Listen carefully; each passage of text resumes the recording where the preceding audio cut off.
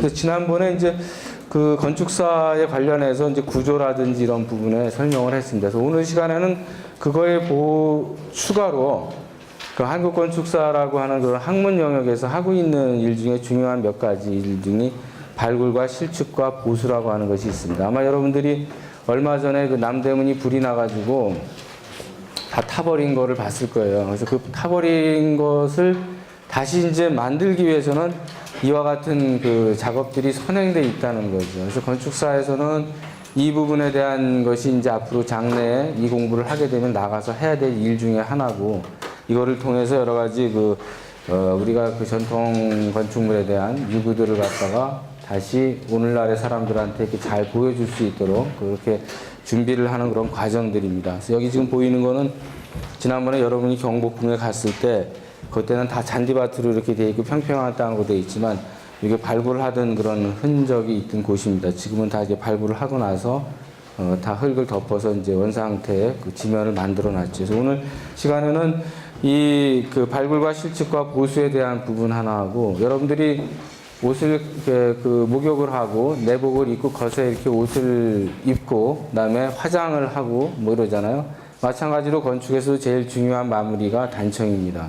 그래서 그 단청이라는 것이 어떻게 그 이루어져 있고 단청의 의의와 목적이 무엇인지 이 부분에 대해서 시간이 허락하는 한도 내에서 간단하게 살펴보도록 하겠습니다. 그래서 먼저 첫 번째 있는 이 장면은 여러분들이 아마 그렇게 익숙하게 보던 사진들이 아닐 거예요. 여기 있는 사진들은 일반인들은 접근이 되지 않는 그런 현장들입니다.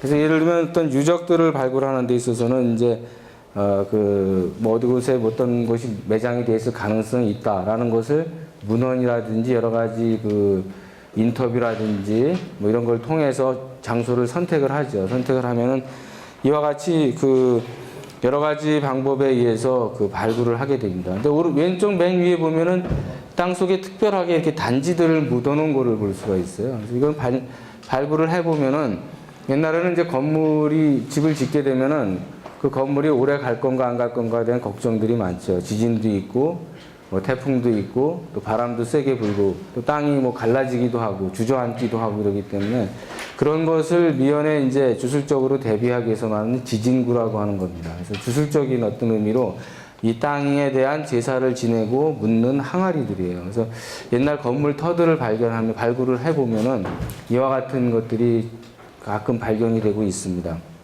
그다음에 여기 보면은 이렇게 격자 형태로 이제 그 바둑판처럼 잘라가지고 이제 흙을 파내는 작업들을 이렇게 하고 있죠. 그럼 왜 이 도랑들을 왜 만드느냐? 그건 뒤에 설명이 되겠지만은 만약에 여기서 유구가 나오게 되면 그걸 밟고 다닐 수가 없잖아요. 그러면 이런 그 통로들을 통해서 사람들이 걸어 다니고 관찰을 하게 됩니다. 이 통로가 더 넓으면은 흙을 가지고 리어카 같은 거로 실어 나갈 수 있게끔 그렇게 하기 위해서 이 그 폭을 더 넓히기도 하고 좁히기도 합니다.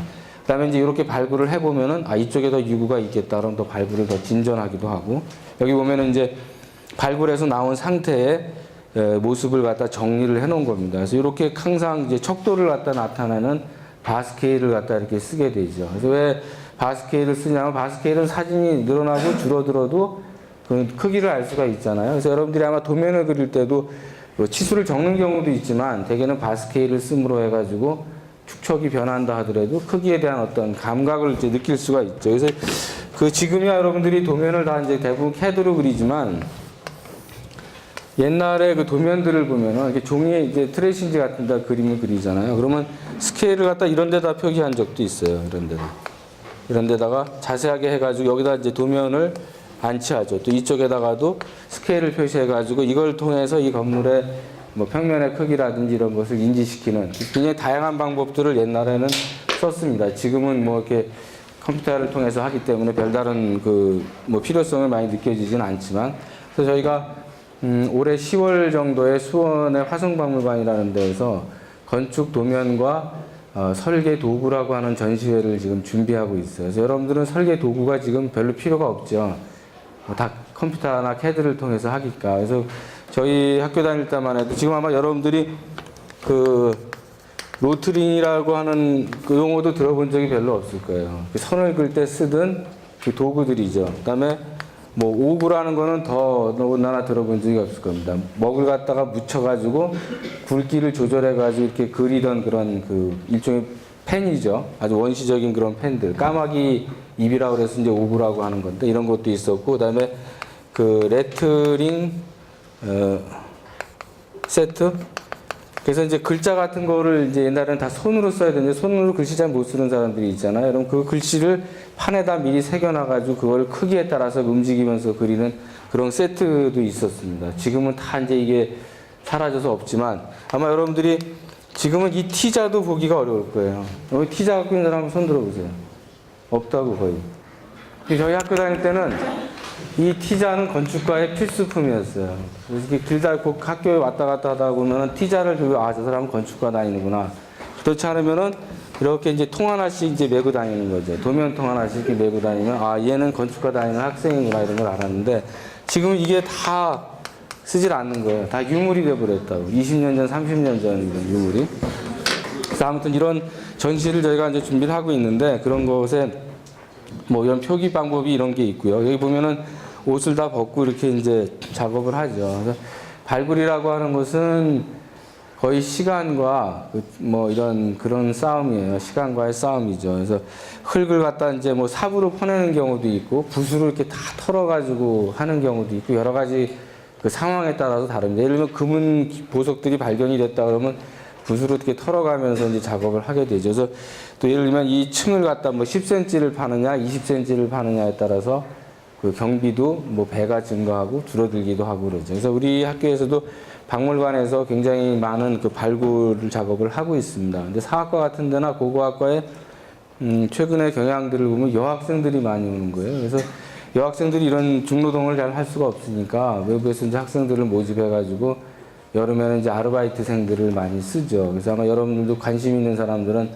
이거에 뭐 종사할 일은 아니지만 옛날 유구를 한번 이렇게 건물 털을 발굴해 봄으로써 옛날 건축에 대한 어떤 체험을 간접적으로 해보고 싶은 사람들은 박물관에 신청을 하면 일당도 뭐 5만 원씩 주고 그러니까 할 만한 일 중에 하나죠. 해볼 만한 일 중에 하나라고 생각이 듭니다. 그래서 이거는 전체적으로 그런 발굴의 어떤 상황들을 이렇게 제가 좀 모아서 편집을 해 놓은 거고요. 발굴에는 이와 같은 몇 가지의 과정들을 이제 거치게 됩니다. 예비조사라는 게 있고, 발굴 도구를 이제 여러분이 설계를 하려면 설계에 대한 자료들을 미리 준비를 하지 않습니까? 도구 같은 걸 이제 깔아놓고 그러듯이. 그 다음에 이제 조사 전의 상태와 어떤 기준점들을 만듭니다. 그래서 제일 중요한 것은 뭐냐면은 발굴이라고 하는 것은 뭐예요? 유적을 파괴하는 행위죠. 그냥 놔두면 되는 일인데 발굴을 했다, 삽질을 해가지고 흙을 파냈다는 것은 이미 유적에 대한 훼손이 시작된 겁니다. 그래서 이 조사 전의 상태를 아주 면밀하게 기록해 놓지 않으면 안 되는 거죠. 어떤 발굴이 됐든지 조사 전의 상태를 정말 지나칠 정도로 꼼꼼하게 다 기록을 해 놔야지만 그 후에 다시 원상태를 복원할 수가 있어요. 그래서 기준점을 이제 만들고, 조사갱이라고 하는 것은 아까 그런 통로들입니다. 그런 통로들을 이제 만드는 거고, 유구 조사를 하고 기록을 하고 유물을 수습 정리하고 그 다음에 보고서를 발간을 하죠. 그래서 이 보고서가 발간이 됨으로 해서 유적에 대한 이해를 나중에 이제 할 수가 있고, 훼손이 됐을 경우에 그걸 가지고 근거로 다시 원상태를 이제 찾아가는 그런 일들을 하게 됩니다. 그래서 실제로 이 발굴이라고 하는 것은 굉장히 힘든 그런 작업 중에 하나고 많은 인내심을 요구하는 거죠. 많은 시간도 투여가 되기 때문에, 예를 들면 여러분들이 뭐 그 유명한 우리 세계적인 발굴 가운데 하나가 뭐가 있나요? 그 투탕카멘 왕의 그 발굴사라든지 아니면 뭐 진시황 앞에 무덤 앞에 있는 병마용을 갖다 이제 발굴하는 과정이라니, 병마용 같은 경우는 지금도 발굴을 하고 있거든요. 이미 몇십 년이 지났는데도 불구하고 아직도 발굴이 지금 진행되고 있는 거. 우리나라 같은 경우를 예를 든다면은 뭐 문영왕릉을 발굴한 거라든지 경주에 이제 여러 가지 고분들을 발굴했던 것을 보면은 아주 오랜 시간에 걸쳐서 장기적인, 또 황룡사 같은 거는 한 10년 정도씩 발굴을 하기도 했습니다. 그래서 그런 일들이 있고, 그런 것을 이제 하기 전에 제일 중요한 것 중에 하나가 바로 이와 같은 일들이에요. 발굴 전에 어떤 행해지는 어떤 조사들이 있죠. 저기 보면은 발굴의 특성상 완벽한 계획과 고도의 기술이 동반된다 하더라도 원상 회복이라고 하는 것은 굉장히 어려운 일이죠. 그래서 그것을 갖다 하기 위해서는 굉장히 조심스러운 어떤 그 작업들이 사전에 병행되지 않으면 안 된다는 겁니다. 그래서 그런 부분에 대한 어떤 책임감들을 가지고 해야 된다. 라는 것을 이제 그 발굴에 임하기 전에 우리가 가져야 될 기본적인 태도라고 생각을 합니다. 그래서 실질적으로 발굴을 한다는 것이 건축과하고 무슨 관계가 있냐라고 얘기를 하는 사람도 있을 거예요. 그것은 고고학과의 몫이 아니냐 또는 사학과의 몫이 아니냐 이렇게 얘기를 하지만은 실제로 발굴하는 많은 부분의 그 유구들이 뭐냐면은 이 건물지예요. 뭐 건물지에는 성곽도 포함되고 뭐 건축도 포함되고 주택도 포함되고 마을도 있고 뭐 움집도 여러 가지가 있죠. 근데 대부분이 많은 부분이 그 건축과 관련된 것임에도 불구하고 실제로 이 건축을 전공한 사람들이 이 분야에 가서 일하는 사람들이 거의 없어요.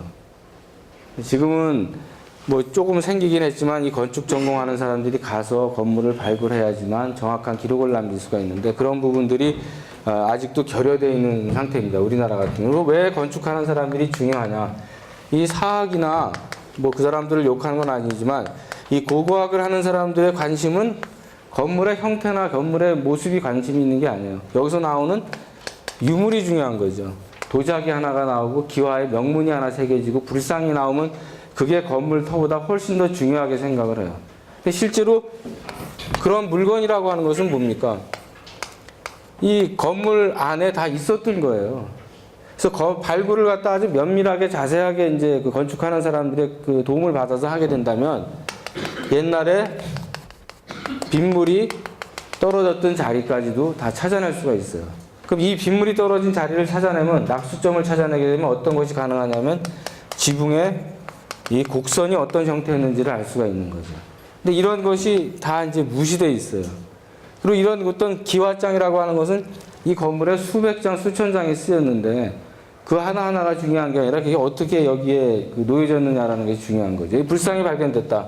그럼 불상이라는 것이 어떻게 이 건물 내의 공간을 차지하고 있냐 이런 것들이 중요함에도 불구하고 그런 게 다 이제 무시가 돼 있죠. 그래서 앞으로 여러분들이 그 건축을 공부한 사람들이 해야 될 일이 많이 있지만 그 중에 하나도 대학원에 가서 이제 뭐 역사학을 공부한다든지 했을 경우에는 이런 분야에 가서도 해야 될 일들이 굉장히 많이 있다는 겁니다. 그리고 실질적으로 엊그제 이제 뭐 이건 다른 얘기지만 이거하고 전혀 동떨어진 얘기지만 최근에 우리가 뭐래요 건축이 그 불황이 돼가지고 그 최근에 엊그제 신문 보도를 보니까는 삼부토건이라고 유명한 그 60년도 넘은 건설회사가 부도가 났어요. 지금 뭐 굉장히 많은 회사들이 부도 대기 중에 이렇게 있는 상태인데 그럼 건축이 그렇게 일이 없냐? 일이 없는 게 아니에요. 일을 다른 데서 찾질 않는 거죠. 그래서 한 예를 들면은 예를 들면 건축하는 사람들이 해야 되는 게 뭐 아파트를 짓고 주택을 설계하고 그다음에 뭐 박물관을 짓고 이런 것만이 있는 것이 아니라 엊그제 만난 사람이 이런 얘기를 하더라고요. 이 농장에 축사가 있어요. 가축을 기르는 축사들이 있지 않습니까? 이 축사를 갖다 누가 짓느냐? 그 사람 말에 의하면은 이 축산과 나온 사람이 짓는다는 겁니다. 축산과 나온 사람이. 이 건축을 전혀 모르는 사람이 도면을 아무 데서나 가져다가 허가 내는 사람한테 갖다 주고 짓는데요. 이 축사를 짓는 게 연간 우리나라에서 1조 원 이상의 그 시장이라고 그러더라고요. 그럼 예를 들면 목조 건축이다. 이 목조 건축을 누가 짓냐? 누가 주도를 하고 있냐? 이게 임산과 사람들이 하고 있어요. 건축가에서 하는 게 아니라.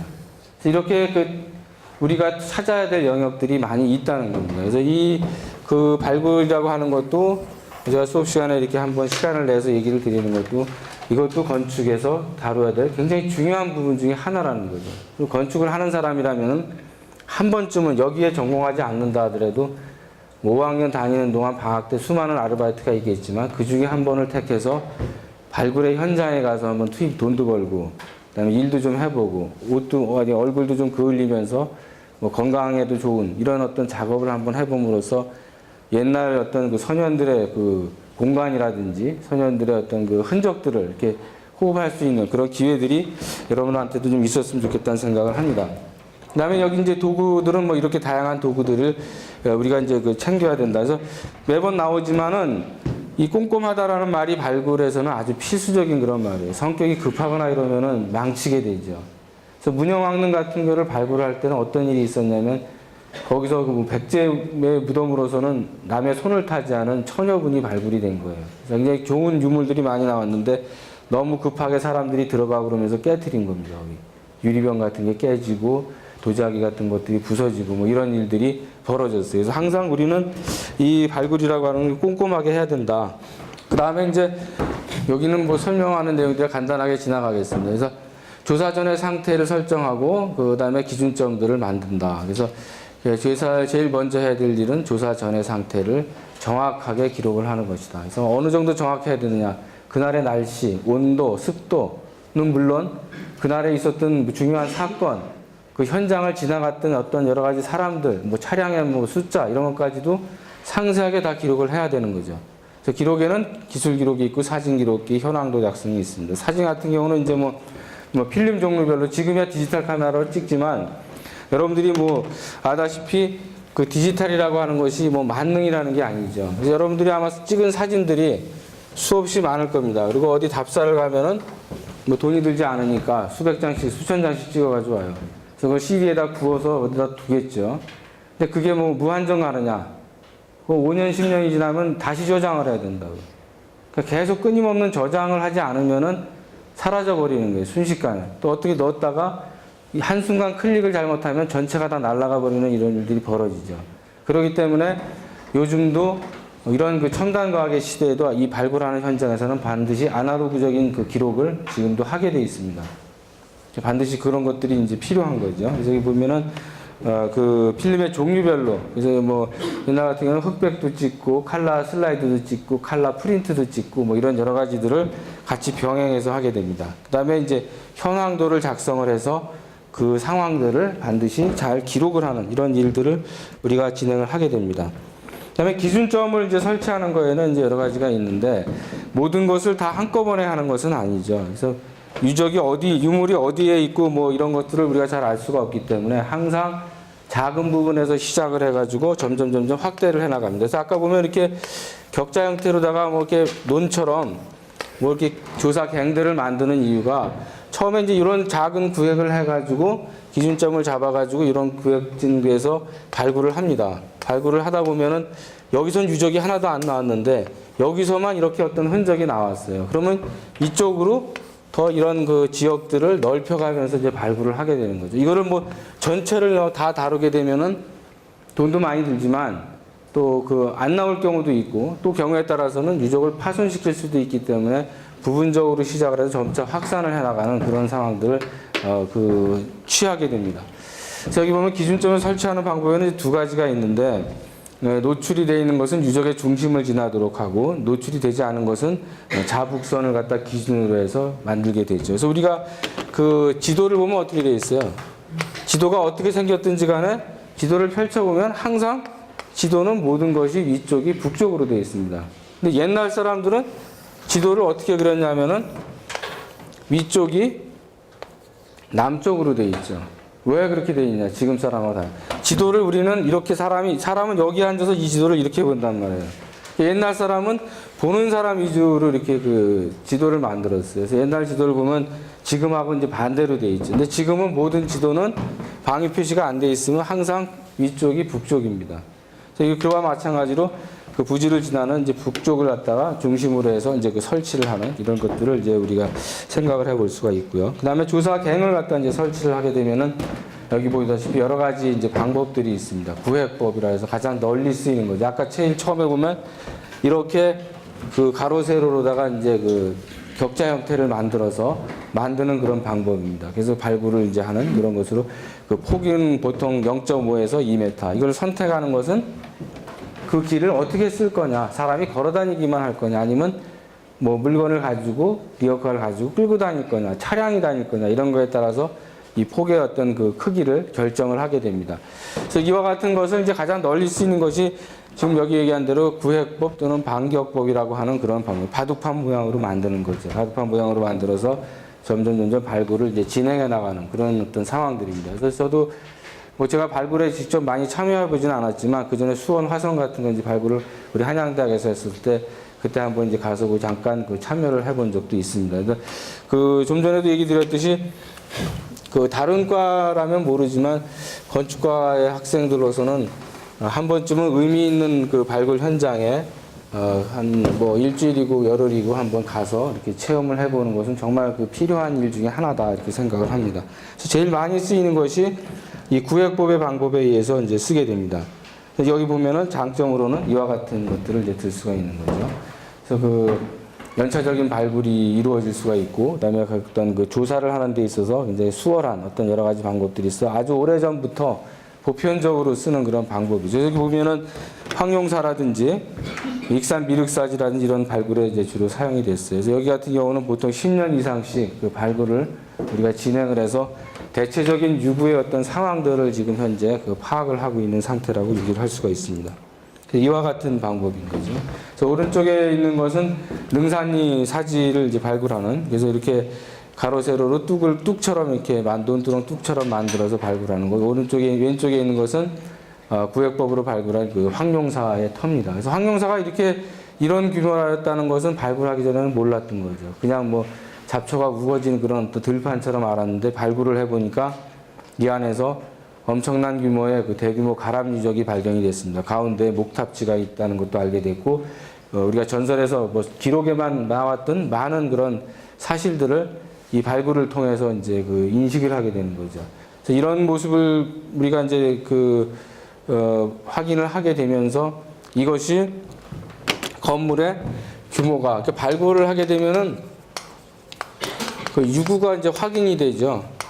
유구가 확인이 되고 또 이와 더불어서 소위 말하는 유물이라고 하는 것이 같이 나옵니다. 뭐 기와라든지 무슨 뭐 주춧돌이라든지 이런 여러 가지 그 부속품들이 나오죠. 그럼 이걸 가지고 그 다음 단계에서 이제 할 수 있는 것들이 뭐냐면은 이 복원을 해보는 거예요. 어떤 상태였는지 그 건물이. 그러니까 주춧돌이 이렇게 이제 박혀 있다. 아, 그러면 이거는 한 칸, 두 칸짜리 집인데 과연 이 집의 지붕의 형태는 어땠을까? 구조는 어떻게 했을까? 이런 것들을 어떻게 해요? 추정해 보는 거죠. 추정해서 복원을 해 봅니다. 그리고 부재들이 이제 나오면 그걸 가지고 여기 문고리 같은 거는 뭐 이렇게 만들었으니까 문의 형태는 어떻게 생겼을 거다. 지금의 문하고는 어떻게 달랐을 거다. 이런 것들을 이제 우리가 알아내는 거죠. 그래서 추정 복원을 하고 추정 복원이 어느 정도 가시적으로 알 수가 있다 싶으면은 뭘 합니까? 복원 설계를 하는 거죠. 복원 설계를 해서 실제로 건물을 짓는 어떤 이런 일들이 가끔 있죠.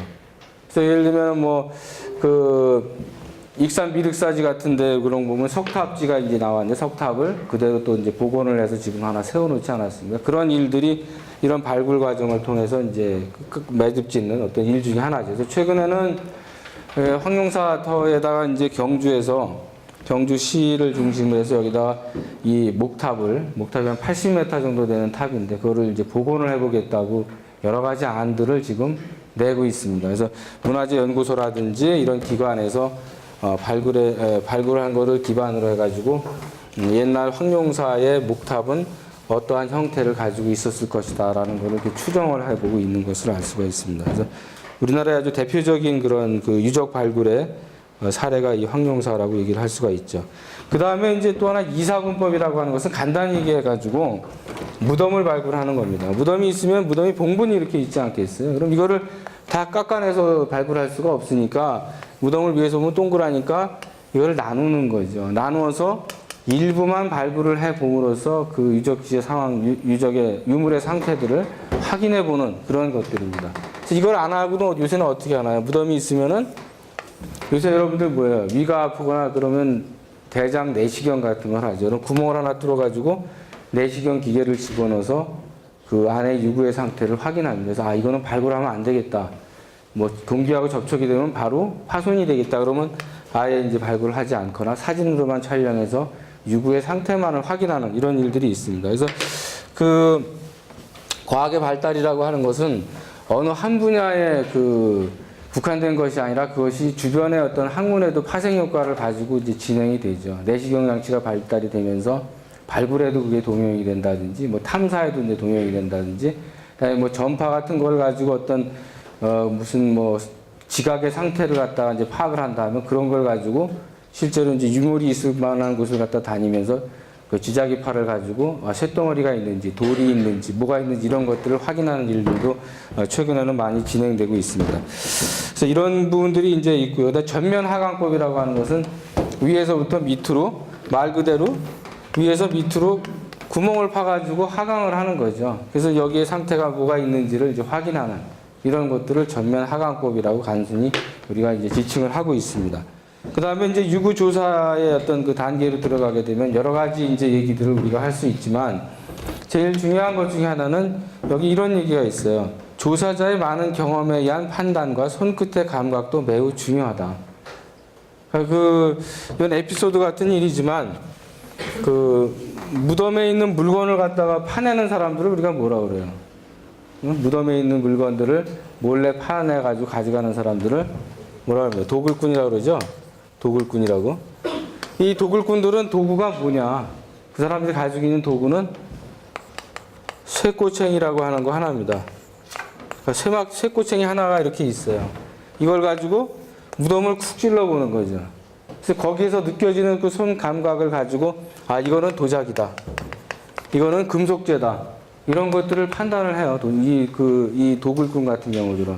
손끝의 감각이 굉장히 발달을 해 있는 거죠. 그래서 한때 뭐 에피소드 같은 얘기지만 굉장히 유능한 도굴꾼을 한번 검거를 한 적이 있습니다. 몇십 년 전에.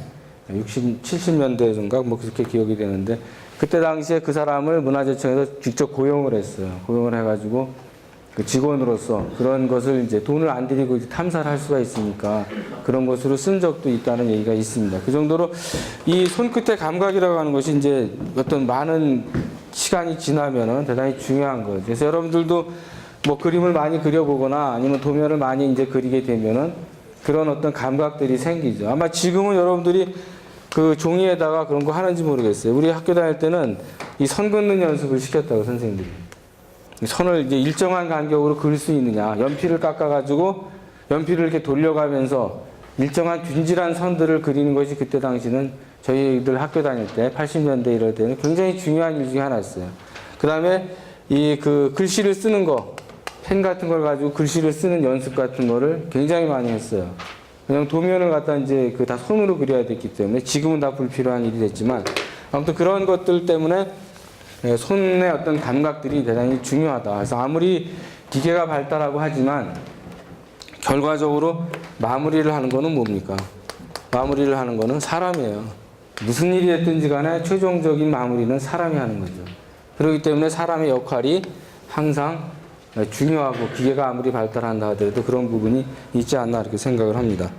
그 다음에 이제 여기 보면은 또 하나 흥미로운 얘기가 있는데 흙을 쌓아가지고 전망대로 이렇게 활용을 했다라는 얘기가 있습니다. 이것은 뭐냐면은 발굴을 하면 뭐예요? 어떤 땅을 갖다 이제 발굴을 하면 여기서 토사가 나오죠. 흙을 파내니까. 그럼 이거를 갖다 멀리 갖다 버릴 수가 없어요.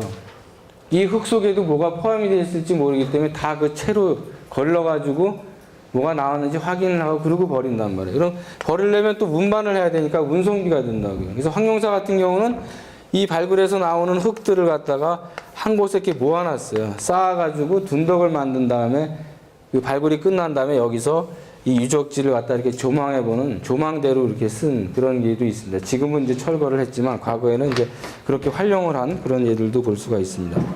그 다음에 이제 끝으로 중요한 것 중에 하나가 기록입니다. 발굴이라고 하는 것은 항상 중요한 기록을 남겨야 된다. 그래서 여러분들한테도 제가 과제를 낸 게 공간의 이력서를 좀 만들어 봐라. 자기의 어떤 지금까지 살아왔던 과정을 한번 건축적으로 이렇게 기록을 남겨보자 라는 얘기를 했습니다. 그래서 왜 그러냐면 기록이라고 하는 것은 항상 회고를 할 수 있는 근거 자료가 되는 거예요. 이게 기록이 없으면은 아무런 것도 우리가 찾아볼 수가 없는 거죠. 어제도 텔레비전에 보니까는 프랑스에서 조선왕조실록의 조선왕시대의 의궤가 반환이 된다고 이제 그런 얘기가 있습니다. 만약에 조상들이 그런 걸 남겨놓지 않았으면 우리가 굳이 그걸 찾을 일도 없고, 그 다음에 그게 없었다 그러면 지금 그 당시에 어떤 행사를 어떻게 했는지도 모르는 거죠. 그러나 기록이 있기 때문에 과거의 삶에 대한 어떤 회고를 갖다 우리가 할 수가 있습니다.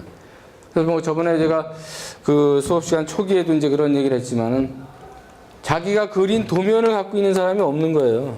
지금이야 뭐 캐드 속에 다 저장이 돼 있겠지만 과거 저희 학교 다닐 때 졸업 설계를 했던 도면이라든지 이런 거를 가지고 있는 사람이 없어요. 그래서 제가 뭐 작년에 일본에서 이렇게 생활을 하면서 여러 가지 전시회를 보면서 가장 인상 깊었던 전시회 중에 하나가 유명한 건축 대가들, 뭐 안도라든지 뭐 이런 사람들, 예를 들면 뭐 도요이토라든지 이런 사람들, 이런 건축의 대가들이 4학년 때 그 졸업 작품의 원도 전시회를 하더라고요. 자기들이 그렸던 몇십 년 전에 그렸던 그 원도를 그 원래 자기 졸업 설계 작품들을 이렇게 전시회하는 걸 봤어요. 근데 우리도 이제 한번 그런 거 해보고 싶어서 주변 사람들한테 다 물어보니까 단 한 명도 가지고 있는 사람이 없더라고요. 그 패널을 갖고 있는 사람은 더더군다나 뭐 없고, 뭐 그나마 좀 있는 사람이 사진에도 한 장 찍어 놓은 사람, 이런 정도인 거죠.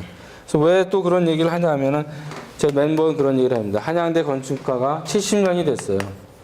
근데 이 70년이 된 역사를 갖다 보여줄 수 있는 자료가 지금 단 한 장도 남아있지 않은 거죠. 1회 졸업생들이 어디서 어떻게 전시를 했는지 그 사진이 없어요. 그 다음에 우리 그 토목과 옆에도 건축가 건물이 있었는데 그 사진이 없다고. 지금 이제 대학원 건물을 쓰는데 건축가 건물이 이렇게 길쭉하게 그 Y자 형태로 이렇게 이제 구조를 만들어서 돼 있는 이런 인면이 아주 그럴듯한 건물이 하나 있었는데 그 사진이 지금 남아있지가 않아요. 그 저희가 학교 다닐 때 그 지금 토목과 건물 옆에 있는 옛날 토목관으로 쓰던 건물에 건축가의 제도판이 어떻게 생겼는지 찍어놓은 사진이 없는 거죠. 그 70년이라고 말로만 얘기를 했지 70년을 후배들한테 설명해 줄 수 있는 자료들이 우리가 단 한 명도 갖고 있지는 않은 겁니다.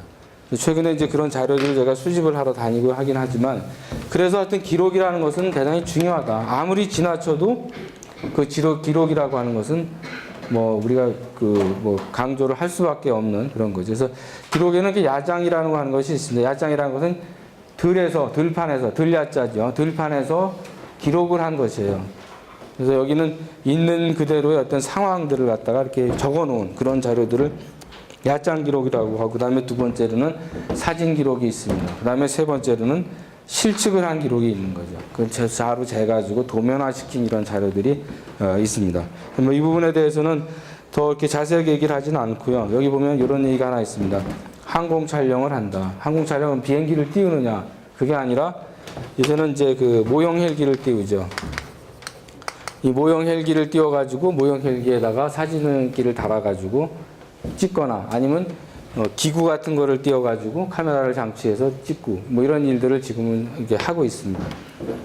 그 다음에 유물이 이제 거기서 나오게 되면 그런 것들을 보관하거나 이제 처리를 하게 되는데, 보관하는 것은 이와 같은 과정을 겁니다. 뭐 세척 과정도 있고 또 복원 작업도 있죠. 예를 들면 뭐 흙 같은 게 많이 묻어 있으니까 그걸 이제 닦아낸 다음에 부서진 거는 다시 보수를 해가지고 이것이 어떤 상태였는지를 갖다 다시 추정하는 이런 일들을 이제 하게 됩니다. 그다음에 경우에 따라서는 이게 탁본도 뜨죠. 탁본 같은 거는 이제 건탁과 습탁이라고 해서 두 가지 방법으로 탁본을 뜨게 됩니다. 그래서 아마 여러분들이 우리 박물관에 대해서 관심을 갖고 있는 사람이 없을 것 같은데, 한양대학교 박물관을 5학년 동안 또는 4학년 동안 졸업하면서 한 번도 들어가 보지 않은 사람들이 대부분이더라고요. 물론 거기서 좋은 전시회를 안 해서 그런 것도 있지만, 그 건축가의 우리 학교에 있는 박물관이 그래도 그나마 한양대학교에 있는 건물 중에는 그래도 좀 나은 건물 중에 하나잖아요. 디자인이 좀 됐다고 할 수 있는 건물 중에 하나가 이건데, 이게 우리 그 건축가의 그 원로 교수고 지금 돌아가셨지만은 고 이혜성 그 명예총장님이 설계를 하신 건물이에요. 지금 그 타일 같은 게 이제 탈락이 되고 막 떨어져 나가는데, 그 타일을 지금 이제 구할 수가 없죠. 다시 구울 수가 없으니까. 그래서 이 박물관 같은 데 들어가 보면은 거기에 그런 그 탁본 같은 것들을 이렇게 전시를 해놨습니다. 시간이 되면은 우리 학교 박물관에도 한번 이렇게 들어가서 어떤 전시가 되고 있는지 뭐 이런 것도 한번 여러분들이 좀 관심을 갖고 봤으면 좋겠습니다. 그래서 이제 이런 일들이 이제 이루어지는 거죠. 발굴을 해가지고 유물들이 나오게 되면은 나왔을 때 상태들은 이렇게 엉망진창입니다. 엉망진창인 것을 세척 과정을 거치고 약품 처리를 하고 또 보존 처리를 하면은 우리가 이제 박물관에서 보는 이와 같은 물건들로 환원이 되는 거죠. 그래서 색깔도 이제 다시 살아나게 되고, 부서진 거는 이렇게 꺾여 있는 것은 다시 핀다든지 이런 과정을 겪게 됩니다. 그래서 금속 제품 같은 경우도 뭐 이렇게 하게 되고요. 예를 들면 나무 제품 같은 게 발견이 됐다. 그러면 안압지 같은 데에서 배가 발견이 됐어요. 목선이 발견됐어요. 이런 나무 같은 경우는 이제 뻘 속에 오랫동안 있었기 때문에 노출이 돼버리면은 그 습기 같은 걸 많이 먹고 있어 금방 부식이 되거나 목재에 힘이 없어가지고 그냥 부서져 버립니다. 그래서 이런 거는 경화 처리를 하게 돼요. 액체 경화액에다가 집어넣고 나무가 이제 단단하게 굳을 때까지 이제 기다립니다. 그런 과정이 보통 뭐 1년, 2년씩 이렇게 하죠. 그래서 신안 앞바다에서 발견된 것 같은 경우도 이런 어떤 보존 처리를 거쳐서 나중에 이제 그 우리가 전시하는 그런 물건으로 이제 보게 됩니다. 그래서 실제로 이런 작업들도 아주 그 세밀하고 꼼꼼한 작업들을 통해 가지고 원래 유물에 가까운 그런 상태로 다시 환원시키는 작업이 발굴의 한 부분으로서 결과물을 가지고 하는 일 중에 하나라고 이렇게 얘기를 할 수가 있습니다. 그리고 이제 끝으로 뭐를 만드냐, 보고서를 만드는 거죠.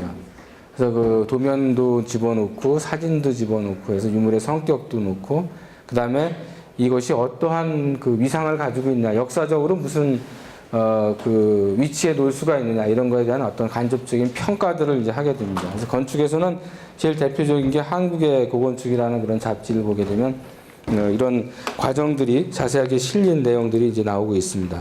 그래서 발굴의 조사 과정의 사진들을 몇 가지 보면은 뭐 이런 것들이 있죠. 그래서 여기 이제 구역법 같은 것도 있고 이거는 이제 집터 같은 겁니다. 신석시대 주거 유적지 같은 이렇게 회를 갖다 뿌려놓은 것은 사진을 찍어서 윤곽선을 좀 명확하게 하기 위해서 이제 해놓는 거죠.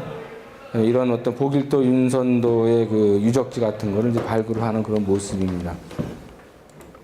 그 다음에 이제 뭐 건축물 같은 경우를 예를 든다면은 이렇게 이제 그 건물이 있는데 주변에 뭐가 있는지 모르니까 전부 이제 발굴을 해보니까 주춧돌이 나와서 여기에는 이 건물 말고 다른 주변의 건물들이 있었다는 것을 알게 되고 그걸 통해서 이 전체적으로 객사의 건물의 그 형태가 어떠했는지 또는 배치가 어떻게 됐는지 이런 것들을 찾아내게 됩니다. 고분 같은 경우에 발굴하는 그런 그 사례가 되겠고요. 그 다음에 이제 건축물 같은 경우로 들어가서 이제 실측이라고 하는 과정들을 한번 생각을 해보도록 하겠습니다. 집이라는 게 이제 아까도 얘기했듯이 그 남대문 같은 경우가 이제 화재로 소실이 됐습니다. 근데 불행 중 다행으로 이 남대문은 소실되기 직전에 실측을 했어요. 물론 그 전에 60년대에도 이제 공사를 하면서 실측을 하긴 했는데 바로 불나기 직전에 아주 정밀 실측을 한번 한 적이 있습니다. 도면이 남아 있어요. 그래서 그걸 가지고 지금 다시 옛날 상태로 이제 복원 공사를 하고 있는 거죠. 그래서 지난번에 여러분들이 경복궁에 답사를 갔을 때 원래 예정된 시간에 다들 왔으면은 이 남대문 복원하는 그 복제를 다듬는 현장에서 목수분하고 얘기를 하려고 그랬는데 제 시간에 이 3시에 만나자고 그랬는데 3시에 온 사람이 5명이었어요. 5명하고 같이 가서 이제 그걸 잠깐 봤는데 신흥수 대목수의 이제 제자분하고 얘기를 봤습니다. 그래서 이런 그 복원 같은 것을 위해서 이제 도면을 이제 우리가 그려야 되는데 도면을 그리기 위해서는 이와 같은 과정들을 거치게 됩니다. 건물이 있으면은 건물에 이제 어떤 기준선 띠를 갖다 이렇게 둘러서 여기서부터 이제 그 수치들을 재게 되죠. 이것은 뭐냐면은 이 지붕선을 재기 위해서 만들어 놓은 기준선들입니다. 지붕은 곡선으로 되어 있죠. 그래서 이게 밑에 부분에다가 실로서 이제 나무를 이렇게 예를 들면은 지붕이 뭐 이렇게 있으면은 이 주변에다가 말뚝을 박아가지고 여기다 이제 기준선들을 띄워가지고 여기서 추를 내려가지고 그 위치 같은 거를 이제 잡는 거죠. 그래서 이거를 하는 것은 전부 XY축으로 의해서 그 XY축의 그 좌표로다가 전부 다 이제 그 수치를 갖다가 찾아냅니다. 그래서 나중에 도면을 그릴 때 이제 쓰게 되는 거죠. 이 같으면 이제 그런 작업을 하는 모습이고, 이건 이제 지붕의 양쪽 용마루 양쪽 끝에 있는 취두 같은 거를 지금 이제 조사를 하는 그런 모습이 되겠습니다. 이거는 이제 기준선을 어떻게 잡을 거냐. 그래서 이제 이게 이 호수에다가 물을 집어넣어 가지고 그 수평선들을 이제 만드는 겁니다. 그래서 여기다 이제 기준선이 정해지면 그거에 따라서 실을 둘러 가지고 여기 이 기준선에서부터 이제 가로 좌우측의 그 좌표점을 가지고 전체적인 이제 도면들을 갖다 이제 현장에서 그리는 거죠. 그래서 그 현장에서 그리는 도면을 아까 얘기했듯이 야장이라고 이렇게 부릅니다. 야장이라고. 그래서 이제 발굴 현장에 가기 싫다. 그런 건 땅 파고 그러는 건 힘들다. 흙 파고고 뭐 햇빛에 쬐는데 쪼그리고 앉아서 있는 게 싫다 그러면 이거라도 한번 해보면 좋을 것 같아요. 이 실측.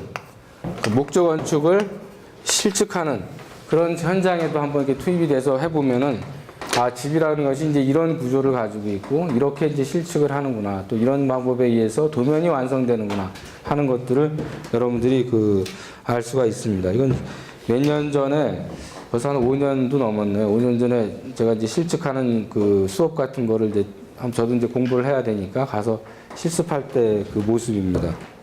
그 실측할 때는 이제 여러 가지 부재들이 많이 있어요. 그렇게 이제 자를 대고 이제 할 수 있는 것도 있지만은 어떤 부재 같은 경우는 이제 곡선이나 이런 것들이 굉장히 많아요. 그러면 이렇게 모는 종이를 크게 만들어 가지고 여기에서 사진을 찍어 가지고 다시 그것을 스캔을 한 다음에 컴퓨터에 의해서 도면을 완성하기도 합니다. 그래서 이렇게 부재를 이제 드러내면은 드러낸 부재를 가져다가 이미 정해진 모는 종이를 간격이 이제 정해져 있겠죠. 뭐 10cm면 10cm, 20cm면 20cm 간격으로 그린 다음에 이것을 수직으로 사진을 찍어서 이걸 다시 스캔한 다음에 집에 와가지고 CAD로다가 이거를 전부 작업을 해서 도면을 완성하기도 합니다. 그래서 지금은 이제 방법이 여러 가지로 이제 다양해졌죠. 비교적 간단한 것들이고 또는 그렇게 이제 수평에다가 투영이 되지 않는 경우는 이렇게 입체로 만듭니다. 입체로 투명한 아크릴판 같은 데다가 그 격자 패턴을 만든 다음에 이것을 역시 사진으로 찍은 다음에 이 형태를 갖다 이렇게 뜨게 되는 거죠. 그러면 훨씬 더 정확한 정밀도가 높은 그런 그 도면들을 우리가 이제 얻을 수가 있어요. 그래서 이거는 이제 현장에서 그린 도면들을 가져다가 작업을 1차적으로 완성을 한 겁니다. 그래서 여러 가지 치수들을 집어넣고 도면을 이제 그리는데 지금 현재는 이런 도면들을 전부 이제 CAD 작업에 의해서 지금 현재는 하고 있습니다. 근데 이제 일본이나 이런 데에서는 뭐 다른 건물들은 CAD를 많이 사용하지만 현대건축은 이 고건축을 실측하거나 도면을 완성하는 것은 지금도 손으로 그리고 있어요. 지금도. 그래서 왜 손으로 그리느냐? 손으로 그려야지만 거기서 건축의 국법을 갖다가 습득할 수가 있어요. CAD로 그리지 않으면. CAD로 그리면 얻을 수 없는 그런 지식들이 있기 때문에 지금도 그 일본 같은 데서는 여전히 전통 건축물들은 원칙은 다 손으로 도면을 그리게 되어 있습니다. 그래서 뭐 일본 사람들이 몰라서 또는 과학적인 것들이 뭐 편리해서 그런 것을 안 그리는 것이 아니라 그 도면은 고건축 도면은 손으로 그려야지만 기술이나 이런 것이 전승이 된다는 걸 알고 있기 때문에 여전히 지금도 도면을 손으로 그리고 있습니다. 그 다음에 이제 손으로 그렇게 아까 이제 그렇게 뭐 투영을 하거나 사진을 찍어서 잘 안 될 경우에는 어떻게 하냐면 이와 같이 탁본을 뜹니다. 건탁이라고 그래요. 건탁은 마른 탁본이죠. 건조한 상태에서 탁본을 뜨는 겁니다. 그래서 건조한 상태에서 어떻게 뜨느냐. 뭐 숯이나 이런 거나 아니면 연필 같은 걸 가지고 문지르는 거죠. 그 판에다 대고 문질러 가지고 그걸 가지고 와가지고 다시 스캔을 해가지고 그걸 다시 도면으로 완성하는 과정입니다. 습탁 같은 경우는 미리 여기다 이제 물을 묻힌 다음에 종이를 갖다가 붙여가지고 먹물을 묻혀서 이렇게 뜨는 것을 우리가 습탁이라고, 건탁은 마른 상태에서 아마 여러분들이 뭐 필통 같은 거 위에 이렇게 문양이 있으면은 종이를 깔고 연필을 막 이렇게 문질러서 스크래치를 한 다음에 이 문양이 드러나는 거를 해봤을 거예요. 그와 똑같은 방법으로 하는 것을 우리가 건탁이라고 부릅니다. 그래서 저런 이제 건탁에 의해서도 우리가 도면을 갖다 이제 습득을 할 수가 있는 거죠.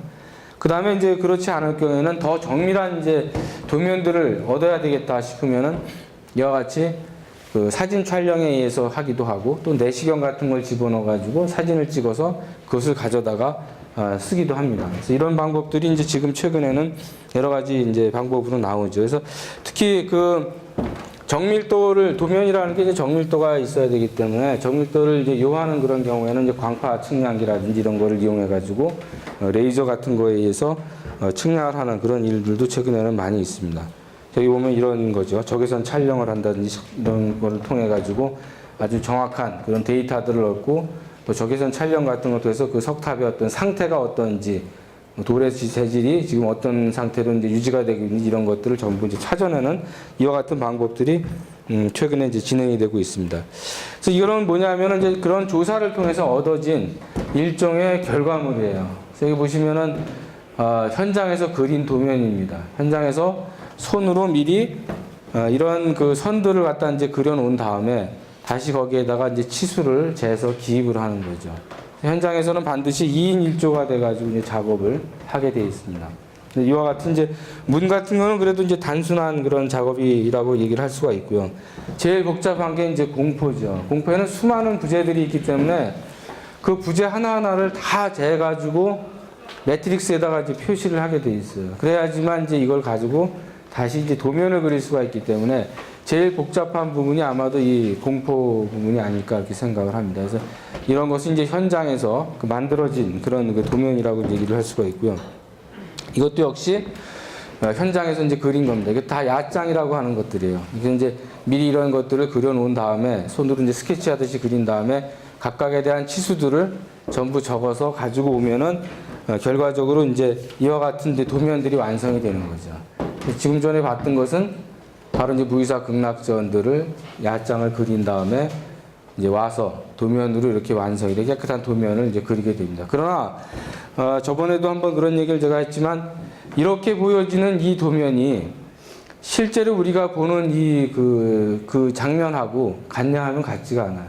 왜냐하면은 이 건물이 경사도가 있기 때문에 도면으로 표시된 거는 지붕이 이렇게 과장돼서 크게 보이지만은 실질적으로 현장에 가서는 경사도 때문에 훨씬 더 짧게 보이는 거죠. 그래서 이렇게 그려진 일면도라고 하는 것은 약간의 왜곡이 포함되어 있다는 것을 우리가 감안하지 않을 수가 없습니다. 그래서 왜 이 무의사 극락전을 여기다 이제 굳이 보였냐면은 무의사 극락전은 해방 이후에 한국 사람의 손에 의해서 최초로 실측이 된 그런 건물입니다. 1956년도에 이제 실측이 됐는데 한국 사람들이 그다음 뭐 해방 전까지는 일본 사람들의 그 주도에서 다 되다가 해방 이후에 우리 손에 의해서 최초로 도면이 그려진 건물이 바로 이 무의사라고 얘기를 할 수가 있습니다. 그 다음에 이제 다음 얘기는 보수에 대한 얘기를 한다면은 이제 보수가 얼마나 이제 그 무서운 결과를 초래하느냐를 잘 보여주고 있습니다. 이거는 일제시대 때 이제 보수가 된 수덕사 그 대웅전이에요. 여러분이 알고 있는 수덕사 대웅전은 다 이렇게 생겼어요. 그죠? 가본 사람은 다 알 겁니다. 이렇게 생겼습니다. 근데 원래 수덕사는 보수하기 전에는 이렇게 생겼었어요. 그럼 왜 이렇게 바뀌었냐? 일본 사람들이 이걸 보수를 하면서 보니까 이런 곳에서 이게 벽이 아니라 이렇게 문이었다는 구조들을 발견을 합니다. 그래서 이거는 문으로 복원을 해야 되겠다. 그다음에 이쪽에 이거는 나중에 덧붙여진 거다. 원래 창건 당시에는 이것이 없었던 것이다. 라는 판단을 해가지고 다 떼어낸 거예요. 그래서 완전히 전혀 다른 집이 되어버렸죠. 그래서 보수라는 거 하는 것은 이렇게 그 어떤 판단을 하느냐에 따라서 결과를 굉장히 달리 초래를 하게 되는 거죠. 이거는 오가와 게이치라고 하는 일본의 이제 그 유명한 고건축학자가 우리나라에 와서 이 건물에 대한 조사를 하고 도면을 그리고 나중에 최종적으로 복원도를 만들었는데 저 위에 보이는 것과 같이 저런 식의 도면을 이제 그리게 됩니다. 이렇게 된 거죠. 보수 결과 후에 아주 그 다른 건물이 되어버렸어요. 다른 건물이. 고려시대 이제 우리가 건물이라고 알고 있지만 이렇게 큰 변신을 이제 하게 됩니다. 이 물매도 바뀌고 이 박풍판도 뜯어내게 되고 심한 것은 이제 인면 전체가 원래 모습하고는 아주 다른 상태로 되었다는 것입니다. 이런 일들이 이제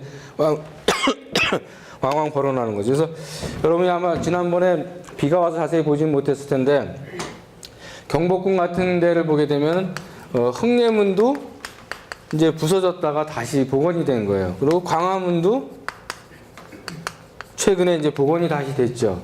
뭐 현판도 다시 붙이고 이렇게 해서 복원이 됐습니다. 이 광화문과 흥례문, 그 다음에 나중에 시간이 되면 한번 가서 보세요. 그 다음에 근정문하고 이렇게 두 개를 비교를 해보면은 이 복원되어 있는 이 두 개의 문에 이 추녀의 곡선하고 이 근정문의 추녀의 곡선하고 확연한 차이가 있는 걸 알 수가 있어요. 그래서 원래는 이 근정문과 다 같은 그런 물매를 갖는 곡선이었는데 복원이 되면서 목수에 따라서 그런 것들에 대한 변화가 일어났다는 거죠. 그래서 우리가 한국 전통 건축 같은 경우는 특히나 이 추녀의 이 곡이라고 하는 것이 목수들마다 다 틀리기 때문에 그것을 완벽하게 재현해내는 것은 거의 불가능에 가까운 일이에요. 그래서 아마 지난번에 여러분이 그 비디오 테이프를 봤으면 알겠지만 그 추녀의 곡을 어떤 그 뚜렷한 기준을 가지고 아니라 그 목수의 안목에 따라서 더 내려라 올려라 뭐 이런 지시의 결과로 만들어지기 때문에 이것을 만들어내는 것이 지금 제일 어려운 작업 중에 하나입니다. 그래서 그런 걸 참조를 했으면 좋겠고요. 그래서 이렇게 아주 큰 그 결과를 그 초래한다라는 것을 이제 우리가 볼 수가 있습니다. 그 다음에 이제 아주 좀 아이러니한 이런 그 현장이라고 얘기를 할 수가 있습니다. 미륵사 탑은 여러분이 다 아는 탑일 거예요. 국보로 지금 지정이 되어 있는데 아마도 어떻게 보면은 다시는 이런 모습을 볼 수 없을 거라고 생각이 듭니다. 이게 지금 이제 무서지게 돼가지고 일제시대 때에다 콘크리트를 쳐서 그나마 이제 형태를 유지시키는 과정을 가졌었는데, 시간이 지나면서 뒤에 콘크리트들이 이제 훼손이 돼서 이제 무너지게 생겼어요. 그래서, 그러면 안 되겠다. 이걸 다 해체를 해서 다시 복원을 하자. 그래서 이제 이렇게 가설집을, 콘크리트, 이런 돌들이 무거우니까 위에 이제 기중기 같은 거를 설치를 해야 되겠죠. 그래서 그렇기 때문에 이걸 이제 가설 덧집이라고 보통 얘기를 합니다. 이것만 만드는데도 뭐 몇 억이 투여가 되죠. 그래가지고 다 부셔냈어요. 다 이렇게 이제 해체를 해가지고 보니까는 뭐 조사도 하고 그랬죠. 벌써 한 5, 6년째 이걸 하고 있는데 이제 다시 맞출 때가 된 거예요. 복원을 해체를 했으니까 다시 이제 수리를 해서 맞춰야 되지 않겠습니까? 근데 맞추려고 보니까 맞출 수가 없는 거예요. 서로 맞질 않고 맞추려고 이 돌과 돌 사이에 어떤 관계들을 맺으려고 해보니까는 이미 해체가 되면서 훼손된 것도 있고 이런 부분들을 어떻게 맞춰야 되는지 이런 어떤 고민들이 생기게 된 거죠. 그래서 아마 여전히 지금 고민 중에 있습니다. 이걸 어떻게 이제 이렇게 다시 만들 수 있는지 아니면은 그냥 연구만 계속 하자. 그러니까 어떻게 보면 국보 하나를 지금 훼손한 상태입니다. 아무도 지금 책임지지 않고 책임자들은 계속 바뀌고 있고 그래서 하여튼 그 해체나 이런 것들도 굉장히 신중하게 해야 된다라는 것을 잘 보여주는 사례 중에 하나예요. 물론 이게 여러 가지 정책에 의해서 부서질 위험에 처했기 때문에 해체가 됐긴 했지만은 해체 전에 좀 더 신중한 어떤 과정을 거쳤으면은 지금과 같은 현상을 초래하지 않았을 텐데 현재는 이 복원이 될 날이 굉장히 요원합니다. 그래서 뭐 5, 6년째 지금 작업이 진행되고 있지만 해체를 할 때는 이와 같이 이제 가설 덧집이라고 하는 것을 만들어서 아주 좋은 현장 같은 경우는 이렇게 만들죠. 그러나 좀 열악한 현장 같은 경우는 이렇게도 만듭니다. 가설 덧집을 이렇게 만들어서 간단하게 이제 비만 맞지 않게 해서 처리를 하죠. 그래서 강화도 온수리에 있는 성공의 성당입니다. 강화도에는 이제 이렇게 한옥으로 만들어진 성당들이 여러 채가 있는데 그 중에 이제 온수리에 있는 성당을 보수하는 그런 장면이죠. 그래서 가설 덧집을 뭐 이와 같은 형태로 이제 만들기도 하고요. 그 다음에 이제 그런 보수 현장 같은 경우에는 단순히 일하는 사람만 있는 것이 아니라 그 보수의 현장들을 자세히 설명해주는 그런 전시관들을 만들어서 사람들을 교육을 시킵니다. 그래서 여러분들이 그 남대문에 지금 복원 현장에 가보면 남대문을 이렇게 관람할 수 있게 복원 현장을 관람할 수 있게 해놓고 부재들을 이렇게 전시를 해놨습니다. 그래서 일반인들이 이런 건물들이 어떻게 다루어지고 있고 어떤 도구를 사용하고 어떤 나무들을 사용하는지를 이제 알려주기 위해서 전시관들을 만들어 놓는데 그 중에 좀 모범된 사례 중에 하나가 지금은 이제 해체가 됐지만 이 명동성당의 벽돌을 보수하는 그런 공사 현장에 전시장을 이렇게 만들어 놨었습니다. 그래서 저희가 이제 한 2년 정도 학생들이 계속 여기 답사를 한 번씩 갔었는데 왜냐하면 이제 우리나라에는 이 벽돌을 보수하는 현장이 그렇게 많지가 않아요. 보수하기도 굉장히 어렵기 때문에 여기 보면 이제 전시장에 벽돌들을 어떻게 이제 갈아 끼는 도구들은 어떤 것이 있고 어떠한 원칙에 의해서 보수가 이루어진다 해서 실제로 그런 벽면을 하나 만들어서 재현을 해놓고 갈아 끼는 과정들을 설명을 해서 사람들한테 이제 홍보를 하는 그런 것들도 실제로 요새는 진행이 되고 있습니다. 그 다음에 이제 그 보수나 이런 뭐 발굴, 실측 이런 것이 아니라 또 하나는 뭡니까? 이제 복원을 하는 거죠. 실제로 만드는 거예요. 어떤 뭔가를 만들어내는 거죠. 근데 복원에는 두 가지가 있어요. 상상해서 없던 것을 만들어내는 경우도 있고 또 하나는 어떤 고증을 통해서 그 실존했던 것을 그대로 그 복원하는 현장도 있죠. 그래서 아까 그 미륵사탑 같은 거는 해체를 한 다음에 다시 원형으로 이제 복원을 하는 고증을 통해서 실물을 다시 환원시키는 거라고 한다면은 이 백제 그 문화재현단지는 없었던 건물들을 상상에 의해서 복원을 한 겁니다. 그래서 여기 담당했던 목수가 이제 그 최기영 대목수라는 분이고요. 우리나라에서 인간문화재로 지정되어 있는 분 중에 하나입니다. 그래서 백제 건물은 지금 우리나라에 있어요, 없어요?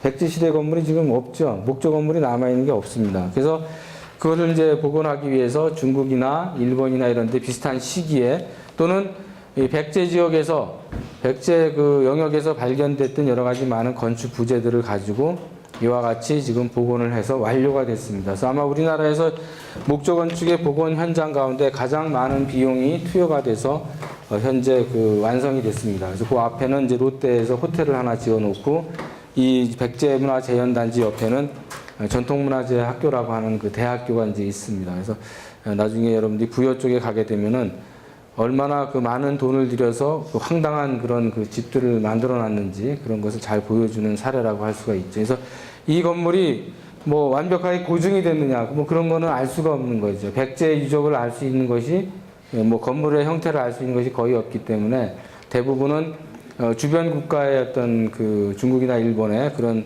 유구를 유추해서 했다든지 또는 상상에 의해서 이제 복원이 돼서 현재는 어떤 단지를 하나 지금 이루고 있습니다. 그 다음에 이제 그 문화재를 다루는 데 있어서는 뭐 여러 가지 예들이 있지만 그 발굴도 하고 복원도 하고 실측도 하고 또 여러 가지 이제 방법들을 취해서 유적지를 보존하기도 합니다. 이와 같은 예들은 이 앞에 있는 것은 대한의원입니다. 옛날 이제 대한제국 시대에 병원으로 쓰던 건물인데 그 뒤에 새로운 신건축을 이제 지으면서 옛날 건물을 같이 보존을 하는 이런 방법도 있고, 이 벨기에 영사관 같은 경우도 근대문화재로 이제 사적으로 지정됐던 것입니다. 근데 도시가 재개발되고 확장이 되면서 아예 건물을 해체해가지고 사당동으로 보냈어요.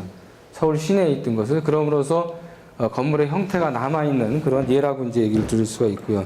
그 다음에 일본 같은 데 예를 든다면은 이렇게 이제 건물에 원래 이렇게 있었는데 이 건물을 갖다가 이제 보존을 해야 되는데 부실 수는 없고, 그래서 이쪽에 양쪽에 인면만 남기고 안에다가 건물을 이렇게 새로 지어서 형태만 이렇게 보존을 시킨 이런 예들도 있습니다. 굉장히 이제 어떻게 보면 부실 수는 없고 다 부셔버리자니 흔적이 없어지니까 일종의 흔적을 남겨놓는 거죠. 역사의 맥락을 남겨놓는 이런 방법도 쓰고 있고, 또 이것도 너무 지나치다. 문 하나만 남기자. 그래서 문 하나만 이렇게 남기고 나머지를 새 건물로 이렇게 지은 예들도 있습니다. 그래서 이거는 선택하기 나름이겠죠. 그래서 예를 들면 우리 같이 총독부 옛날에 중앙청이죠. 총독부 이거는 필요 없어. 그래서 아예 이제 부셔가지고 산산조각을 낸 다음에 거기다 이제 흥례문과 광화문을 다시 이제 복원한 이런 예들도 있습니다. 그래서 이런 것은 그 시대가 가지고 있는 시대의 어떤 가치관이죠. 문화에 대한 어떤 가치관이 어떠냐에 따라서 다르게 이제 해석이 된다고 얘기를 할 수 있고, 어떤 것이 가장 정당한 방법이고 가장 이상적인 거다라고 판단할 수는 없고, 그 시대가 요구하고 있는 또 시대의 정서에 맞는 그런 방법에 따라서 문화재라는 것이 발굴도 되고 복원도 되고 해체도 되고 또 이와 같은 어떤 편법에 의해서 유지가 되는 이런 사례들을 우리는 종종 볼 수가 있습니다. 그래서 참고로 우리나라에서 이런 전체적인 일들을 담당하는 곳을 문화재청이라고 그러죠. 문화재청에는 여러 가지 이런 그 국가 사무소들이 있습니다. 그래서 우리 서울에 보면 이제 경복궁 관리소 소장님 하에 여러 직원들이 이제 그 경복궁 전체를 이제 관리를 하죠. 그래서 여기서 잠깐 두 개를 잠깐 짧은 글이니까 읽어보겠습니다. 문화재청의 역할이 뭐냐? 우리 결의 삶의 예지와 숨결이 깃들어 있는 소중한 문화재를 체계적으로 보존 관리하여 민족 문화를 계승하고 이를 효율적으로 활용하여 국민의 문화적 향상을 도모하는 것이다 그랬습니다. 그래서 중요한 말이 뭡니까? 계승하는 것에서 끝나는 것이 아니라 효율적으로 활용을 해야 되는 거죠. 그래서 어떻게 효율적으로 활용할 거냐? 그래서 지금 하는 행사들이 경회로에도 올라가게 하자. 바깥에서만 보는 것이 아니라 올라가서 사람들이 볼 수 있게 하고, 또 무슨 뭐 교태전 안에도 들어가게 하고, 어떤 궁중의 의례 같은 거를 재현하자. 또 궁궐 안에서 여러 가지 행사도 하고 뭐 이런 일들을 지금 하고 있습니다. 그 다음에 기능을 보게 되면 문화재의 지정 및 등록, 현상 변경, 발굴 등의 허가, 문화재 보존과 재정의 지원, 조선 국능 및 주요 유적지의 관리, 우리 문화재의 세계화 및 남북 문화재의 교류, 문화재의 조사 연구 및 전문 인력의 양성이 있습니다. 그 중에 중요한 것 중에 하나가 뭡니까? 문화재를 우리만 알고 있으면 안 되는 거죠. 세계화를 시키고, 세계화를 시키기 위한 좋은 방법 중에 하나가 뭡니까? 세계문화유산에 등재를 시키는 거죠. 세계유산으로 그 등재를 시키는 이런 일들을 지금 많이 추진을 하고 있죠. 그래서 우리나라의 뭐 양동마을이라든지 하회마을이라든지 해인사라든지 아니면 뭐 그 수원의 화성이라든지 창덕궁이라든지 종묘라든지 뭐 이런 불국사라든지 이런 등등이 우리만의 문화재가 아니라 세계적인 문화재로서 인식받게 하는 그런 계기들을 문화재청들이 하고 있습니다. 그리고 또 하나는 전문 인력들을 이제 양성을 하죠. 그래서 우리 학교 같은 경우는 뭐 설계를 위주로 하는 학교고 또 공학을 가리키는 그런 학교이기 때문에 이런 전문 과정이 우리한테는 설치되어 있지 않지만 뭐 일부 이제 그 대학들이 있죠. 그래서 아까 얘기했던 부여에 있는 그 뭐 전통문화재 학교, 전통문화재 학교 이곳은 바로 그런 인력들을 양성하는 문화재청 산하의 그 기관입니다. 그래서 4년제로 돼서 여기서는 건축과에서는 주로 전통 건축을 설계하고 전통 건축을 실측하고 전통 건축을 해체하고 뭐 이러는 공부들을 4년 동안 이제 가리키는 그런 기관도 있습니다. 그리고 대학원으로 만약에 여러분들이 이제 오게 된다면 우리 대학원도 마찬가지고 뭐 명지대학이라든지 뭐 서울대학이라든지 홍익대학이라든지 고려대학이나 연세대학 이런 등등의 대학의 전통 건축을 이제 더 심도 있게 공부하는 이런 학과들이 현재 설치가 돼서 운영 중에 있습니다. 근데 최근에는 그 대학의 어떤 그 편중이 좀 많이 되는 편이라서 그 몇몇 학교에 이렇게 학생들이 지나치게 많이 몰리는 그런 경향이 있어요. 그래서 저희도 지금 학생이 한 15명 정도 지금 연구실에 있어서 방이 뭐 비좁을 정도긴 한데 뭐 향후에 이런 분야들이 그 건축을 전공한 사람들한테 어떤 그 일정한 그 역할들을 할 수 있는 그런 부분이 있다는 것을 이제 여러분들이 인식을 해 주셨으면 좋겠습니다. 일단 간단하게 이런 내용들을 얘기를 드렸고요. 다음에 이어서 우리가 실습을 할 그 부분에 대해서 좀 더 심도 있는 얘기를 좀 해보도록 하겠습니다. 그래서 뭐 여러분이 이제 외출을 하게 되면 마지막으로 이제 나오기 전에 하는 일이 거울 앞에서 자기 얼굴을 상태를 뜯어보고 뭐 흠집이 있으면은 흠집을 갖다 이렇게 감추기 위해서 뭘 바르고 또 뭐 모양새를 더 내기 위해서는 뭔가 이렇게 칠도 하고 그러지 않습니까? 남자나 여자나 또 냄새가 좋게 나라고 뭐 향수도 뿌리고 나오고 뭐 이러는데 그와 마찬가지로 건축에서도 최종적으로 해서 집의 완성도를 높이는 것은 바로 단청입니다. 단청은 집을 짓고 나서 바로 실시를 하는 것이 아니라 목조 건축은 아직도 습기를 많이 머금고 있는 상태이기 때문에 일정한 기간을 방치를 해요. 자연적으로 다시 놔둔 다음에 집을 짓고 나서 바로 칠을 하지 않고 뭐 1년이고 6개월 뒤에 단청을 칠하게 됩니다. 그래서 단청은 그 별도의 하나의 그 분야로서 지금 정착이 되어 있습니다. 여기 있는 이것은 뭔가요? 지금 첫 번째 화면에 이렇게 되어 있는 이런 문양을 지난번에 우리가 경복궁에 갔을 때 그 경회로 위에 올라가서 제가 얘기를 한번 했었죠. 그 기둥과 기둥 사이에 기둥이 이렇게 있는데 이 사이에 뭔가 이렇게 그 장식이 되어 있는데 이게 뭐냐? 이게 바로 낙양이라고 하는 겁니다. 낙양. 그래서 우리나라 건축에 아주 굉장히 많이 쓰이는 그런 것 중에 하나죠. 그래서 낙양에 지금 채색이 이렇게 되어 있는 그런 모습이고, 그럼 이 낙양이라는 건 뭐냐? 이 커튼에서 온 거예요. 엄격히 얘기한다면 옛날에 장막을 드리웠던 그런 그 습관이 이렇게 이제 그 하나의 어떤 장식 조각품으로 바뀌었다고 이렇게 얘기를 할 수가 있습니다. 그래서 이 부분에 대해서 이제 얘기를 드리면은 단청이라는 거는 정의를 내린다면은 칠하는 거죠. 건물에 칠하는 거예요. 근데 단순히 칠만 하는 것만 단청이라고 그러지 않고 문양을 그리는 것도 단청이라고 얘기를 합니다. 넓은 의미에서는. 칠도 하고 어떤 문양을 갖다가 집어넣는 거. 단순하게 뭐 한 가지 색으로 이렇게 도색을 하는 것도 단청이고, 여기에 조각 같은 거를 해가지고 뭐 문양을 갖다 써서 이제 뭐 실을 하는 거, 그것도 우리는 단청이라고 합니다. 그래서 여기 보면은 각종의 안료를 사용해서 건물의 모든 부재면과 벽면 등에 도체를 하는 겁니다. 도식을 하고 색을 칠하는 행위를 우리가 단청이라고 합니다. 그럼 나가서 더 이제 글씨를 쓴다든지 그림을 그린다든지 뭐 이렇게 회화를 하는 어떤 그런 뭐 입체적인 뭐를 만든다든지 이런 행위 전체를 다 망라해서 우리는 단청이라고 이렇게 얘기를 합니다. 단청에는 뭐 간단하게 색만 칠한 것도 있고, 어떤 거는 뭐 그 수채화처럼 그림을 그려진 것도 있고, 뭐 꽃같이 이제 뭐 정물화를 그린 것도 있고, 또는 조각이 돼가지고 뭐 앉혀져 있는, 붙여져 있는 이런 부분들도 있습니다. 그래서 그런 걸 모든 걸 다 합쳐서 우리가 단청이다라고 이렇게 이제 얘기를 하죠. 굉장히 넓은 범위의 그런 뜻을 가지고 있습니다. 그래서 단청의 목적은 그럼 뭐냐? 여기 보시다시피 몇 가지를 제가 써놨습니다. 첫 번째는 건물의 수명을 연장하는 거다. 목조 건축은 비를 맞으면 썩죠. 풍해가 있고 그렇기 때문에 풍해나 부식, 건습의 방지를 위해서 내구성을 강화하는 것이 첫 번째 목적 중에 하나입니다. 또 중요한 목적 중에 하나죠. 그런데 이것이 처음부터 이렇게 등장했던 것은 아니에요. 단청을 칠하는 행위는 처음에는 이 주술적인 의미가 훨씬 더 강했습니다. 주술적인 의미가 강했어요. 그래서 옛날에는 집을 짓고 나면은 집 주춧돌 밑에다가 뭐를 집어넣냐면 동물을 잡아가지고 그 묻는 그런 행위를 했죠. 그리고 그 피를 갖다가 이 기둥에다 이렇게 발라가지고 재난 같은 거를 막는다든지 어떤 그 불합리한 일들이 생기지 않도록 하는 그런 기원, 뭐 마음의 기원을 하는 그런 행사들을 했었어요. 그런 것이 이제 나중에 단청으로 바뀌었는데 어쨌든 단청을 칠하는 것 중에 이제 하나의 목적 중에 하나는 수명을 연장하는 거다.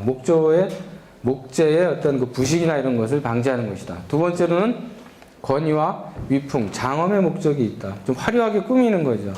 단순하게 이제 색이 칠해져 있는 집과 그렇지 않은 집 사이에는 굉장히 확연한 차이들이 많이 존재를 합니다. 그래서 잠시 뒤에 그 사례를 보여주겠지만 집을 칠하지 않았을 때의 모습하고 집에 색이 칠해져 있을 때의 모습하고 다르죠. 여러분들도 그렇지 않아요? 사람도 그렇지 않아요? 사람도 어떤 말이 있습니까? 자기 전에 화장하고 자지 말라는 얘기 있죠. 자기를 못 알아볼 거라고, 귀신이. 자기 혼이 잘 때는 잠깐 바깥에 나가 있는데 그게 자기를 못 알아보고 다시 들어오지 못하면 죽으니까. 그런 말이 있듯이 사람도 뭐예요? 색깔을 칠하거나 어떤 화장을 하게 되면 정말 놀라운 사람으로 변신을 하잖아요. 그래서 텔레비전 보면은 뭐 스타 탄생 이런 거 보면 그런 거 많더라고요. 이렇게 사람이 있는데 머리라든지 화장 같은 걸 통해서 변신을 시켜주는 뭐 이런 걸 보면은 변하기 전과 후의 모습이 완전히 다른 사람이 되는 그런 것들을 이제 우리가 볼 수 있듯이 건물에서도 마찬가지입니다. 장엄, 꾸미는 거죠. 어떤 의식이나 종교, 상징들을 위해서 꾸미는 거죠. 그러기 위해서는 아무 색깔이나 쓸 수 없게 규제를 해야 되지 않겠어요? 어떤 색은 왕만 써야 된다. 어떤 색은 뭐 사대부만 써야 된다. 어떤 거는 뭐 일반 시민들만 쓸 수 있다. 그래서 어떤 이런 규제들을 이제 하게 되죠. 그래서 그러한 단적인 예 중에 하나가 뭐가 있어요? 그 중국에 뭐 우리랑 가까운 게 이제 중국이니까 중국과 뭐 한국의 어떤 예를 들어봅시다. 그러면 중국의 건물들을 보면 자금성에 보면 어떤 인상이 있어요? 뭐 가본 사람도 있고 가보지 않은 사람도 있고 사진을 본 사람도 있고. 자금성 하면은 뭐가 떠오르나요? 지붕이 어떻게 되어 있어요? 전부 금색이에요. 황금색으로 되어 있죠? 이 노란색이라고 하는 것은 황제, 천자의 색입니다. 천자의 색이에요. 그래서 이 황색은 황제만 쓸 수 있는 그런 색깔이었어요. 다른 사람들은 쓸 수 없는, 그 당시에는. 그래서 그럼 왜 황색을 천자의 색으로 썼느냐? 이 황색은 중심을 나타내는 색이에요. 가운데를 나타내는 색이라고. 광희가 뭐 중심이 있고, 그 다음에 뭐가 있습니까? 동서, 남북이 있죠. 그리고 위가 있고, 또 아래가 있죠. 그 다음에 이렇게 울타리가 있으면 안과 밖이 있습니다. 그래서 사람은 어떤 그 공간을 인식하는 방법이 상대적인 어떤 물건을 놓음으로써 내가 중심에 있다는 것을 이제 강조하게 되잖아요. 내가 여기 있는데 나의 존재를 갖다 더 두드러지게 하기 위해서는 주변에다가 뭐를 흐트러 놓게 돼 있잖아요. 그래서 건물도 보면은 그 어떤 건물 하나가 이제 커 보이려면은 이 옆에다가 좀 이렇게 작은 건물을 놔야지 내가 크다는 것이 드러나잖아요. 여러분들 이제 보면 내가 크다는 걸 인식하려면 조그만 애를 옆에다 놓으면 아, 내가 여기가 크구나. 이런 걸 상대적으로 느끼는 것과 마찬가지로 사람이라는 것은 이러한 그 8가지의 어떤 방향감을 가지고 그 좌표를 갖다 인식을 합니다. 여러분이 설계할 때도 마찬가지일 거예요. 내가 이거를 어떻게 여기다 그 위상을 갖다 둘 것이냐. 그 두기 위해서는 이 주변에다가 뭔가를 이렇게 놔야 되겠죠. 마찬가지로 이 황제도 내가 천하의 중심에 있다는 걸 나타내기 위해서는 이 중심에 있는 중심을 나타내는 색을 갖다 채용을 한 거죠. 그래서 황색을 썼어요. 자금성에 있는 지붕은 전부 노란색으로 되어 있죠. 그 당시에 북경 전체에 노란색으로 된 지붕은 자금성밖에 없었으니까. 그러니까 모든 사람이 바라다 보면은 그 반짝반짝 빛이 나는 황금색의 그 빛에 뭐 그 감탄을 하고 아 저기는 천자가 사는구나 이런 걸 인식했습니다. 그래서 우리나라는 지붕을 그걸 쓰지 못했어요. 그리고 검은색이나 아니면 청색기화를 썼어요. 이거는 이제 그 밑에 제후들의 색입니다. 그래서 이런 어떤 색깔을 가지고 등급을 하는 그런 어떤 것들이 이제 생겨나는 거죠. 그 다음에 세 번째는 재질의 조각성을 은폐하는 목적이 있습니다. 여기 얼굴에 흠집이 있어. 그러면 막 분을 진하게 발라가지고 이렇게 덮잖아요. 다른 어떤 뭐 안료를 칠한다든지 해가지고. 마찬가지로 나무를 보면 나무의 표면이 다 매끈하게 되어 있지 않단 말이죠. 여기 옹이가 있다든지 가지가 있던 곳은 여기 잘라냈으니까 여기 옹이가 생기잖아요. 이렇게 중간에 옹이가 생긴다고. 이 옹이가 있으면 흉하니까 이거를 이제 덮어야 되겠죠. 뭔가로 보이지 않게. 그러기 위해서 단청을 또 칠하기도 합니다. 표면의 흠집이나 옹이를 감추고 외관의 미려함을 추구하기 위해서 단청을 칠한다. 그 다음에 이제 네 번째 거는 두 번째 거와 비슷한 개념이지만 기념비적인 건축물의 전시 목적이다. 그래서 어떤 특별한 건물이다라는 걸 보여주는 거죠. 그래서 궁궐에도 보면은 단청이 화려하게 되어 있는 집이 있고 그렇지 않은 집들이 있어요. 단순하게 칠해져 있는 집도 있고 책이 또 안 칠해진 집도 있어요. 그 안 칠해진 집은 그 사람의 그 해골과 같이 뼈다귀만 돼 있다 그래서 백골집이라는 그런 말도 쓰는데 아무튼 그 단청이라고 하는 것은 그런 몇 가지 어떤 특수한 목적을 위해서 우리가 쓰게 되는 거죠. 이와 같은 것이 이제 기본적인 단청을 하는 그런 목적이라고 얘기를 할 수가 있습니다. 단청의 종류에는 뭐가 있냐? 여러분들은 이렇게 복잡한 거는 이제 할 수가 없어요. 시간이 너무 많이 걸리고 이 문양을 갖다 또 색깔을 넣는 데 있어서 힘이 많이 드니까. 여기 보면은 모든 부재가 자연 단청하기 전의 상태, 단청질이 하나도 되지 않은 집, 그것을 우리는 백골집이라고 합니다. 하얀 뼈와 같은 집이다. 일반 서민들의 집은 그렇죠. 양반집이라 하더라도 색을 칠할 수 없었어요. 왜 색을 칠하지 못하느냐? 물론 신분에 대한 등급도 만들어야 되지만 이 안료가 싼 게 아니란 말이에요. 굉장히 비싸단 말이에요. 특히 붉은색 안료, 이런 주칠이라고 그러는데 이런 것들은 아주 비싼 안료들이었습니다. 수입을 했어요. 심지어는 중국서. 그렇기 때문에 제한적인 부분에서밖에 쓸 수가 없었던 거죠. 보면은 단청에는 이렇게 가칠, 긋기, 모로, 얼금, 금단청, 가진 금단청이 있습니다. 여기 이제 예를 들어놨습니다. 가칠이라는 거는 그냥 단순하게 색 한번 칠한 거죠. 긋기는 그냥 선만 이렇게 긋어요. 모로 단청은 이렇게 모서리에다가 선을 긋고 단청을 한 겁니다. 금모로 단청은 금색들을 이제 집어넣어서 이제 만든 거고, 얼금 단청은 좀 더 복잡한 형태로 되어 있습니다. 그래서 이와 같은 이제 점점 복잡해서 가진 금단청이 되면은 이 중간 부분에까지도 모든 색들이 칠해져 가지고 문양이 들어가고 이런 것들을 우리가 이제 가진 금단청이라서 저는 최고의 등급에 해당하는 건물에 이제 쓰게 되는 거죠. 그래서 이런 몇 가지 단계들에 의해서 어떤 필요에 따라서는 칠만 하고 좀 더 다른 상황에서는 어떤 선들 이런 것 같은 경우는 지금 가칠한 것에다가 긋기를 한 거죠. 긋기를 함으로써 이 부재의 어떤 윤곽들이 좀 더 뚜렷하게 드러나는 이런 효과들을 이제 우리가 볼 수가 있습니다. 시각적으로 볼 때. 그래서 이와 같은 것이 이제 우리나라 단청의 기본적인 패턴이라고 할 수가 있습니다. 그래서 단청에는 이제 여러 가지 요소들이 있죠. 칠하고 난 다음에 또 문양들을 이제 써야 되는데 기하학적인 문양도 있고 당초문도 있고 자연문, 식물, 화문, 동물, 종교, 길상, 생활상. 그래서 심지어는 이제 그림을 그려가지고 회화적으로 이렇게 이제 하는 그런 단청들도 우리는 많이 볼 수가 있습니다. 사찰 같은 데 보면 대개 이제 이런 문양들이 많은 거죠. 선인이라든지 비천, 12지신상이라든지 가릉빈 가문이라든지 이런 등등의 것들이 단청 문양으로 등장하는 걸 볼 수가 있습니다. 단청을 이제 하는 순서는 이렇게 돼 있어요. 준비 작업을 하고, 준비 작업이라는 건 다른 게 아니죠. 건물이 있으면은 건물에 단청을 할 수 있는 사람들이 올라갈 수 있게끔 걸어 다니는 비경목을 설치를 해야 되는 거죠. 그래야지 거기 사람들이 이렇게 다니면서 칠을 하니까. 단청을 하는 것은 여러분이 나중에 이제 다음 주에 실습을 해보면 알겠지만 굉장히 힘든 일이에요. 중노동이라고. 물론 그림에 대한 소질도 있어야 되지만 또 하나는 그 허리 디스크 같은 거가 걸릴 확률이 굉장히 높죠. 왜냐하면 건물은 고정되어 있어요. 사람이 몸을 움직이면서 칠을 해야 되는 거죠. 그렇기 때문에 이 단청 일을 하는 분 중에 많은 분들이 그 허리 디스크 환자라든지 그다음에 안료가 독성이 있어요. 일찍 죽는 분도 많고 아주 독성이 강한 그런 안료들이 몇 가지가 있습니다. 그런 거는 옛날에는 훨씬 더 독성이 많았는데 지금은 이제 광물성을 안 쓰고 화학약품들을 이제 쓰기 때문에 좀 덜하지만은 그 독성도 강하고 그 신체적으로 어떤 그 중노동에 가까운 일들이기 때문에 일하는 품이 많이 드는 그런 고된 일 중에 하나라고 얘기를 할 수가 있습니다. 그거에 비해서는 또 이렇게 보수도 그렇게 많이 주지도 않고, 단청이라는 게 상당히 중요한 일임에도 불구하고 그 상응하는 어떤 대접을 우리나라에서 받지 못하는 것 같습니다.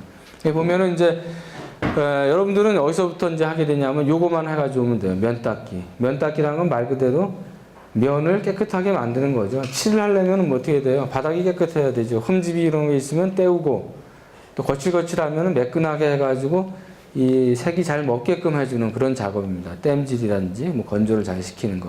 그다음에 이제 나무가 이제 썩지 않도록 이런 어떤 그 방연제나 방충제 같은 걸 도포하는 작업을 하고, 초안도를 만들고, 천초라는 것은 뭐냐면은 여러분들한테 아마 이제 문양이 있는 종이를 나눠줄 겁니다. 뭐 예를 들면 이런 문양이 있다. 그럼 이 종이를 다 이제 구멍을 뚫어 가지고 와야 돼요, 여기다. 어떤 학생은 이제 구멍을 뚫어 오라고 했더니 잘못 알아듣고 이 나무판에다가 이 이제 종이를 붙인 다음에 나무판에다가 구멍을 낸 거예요.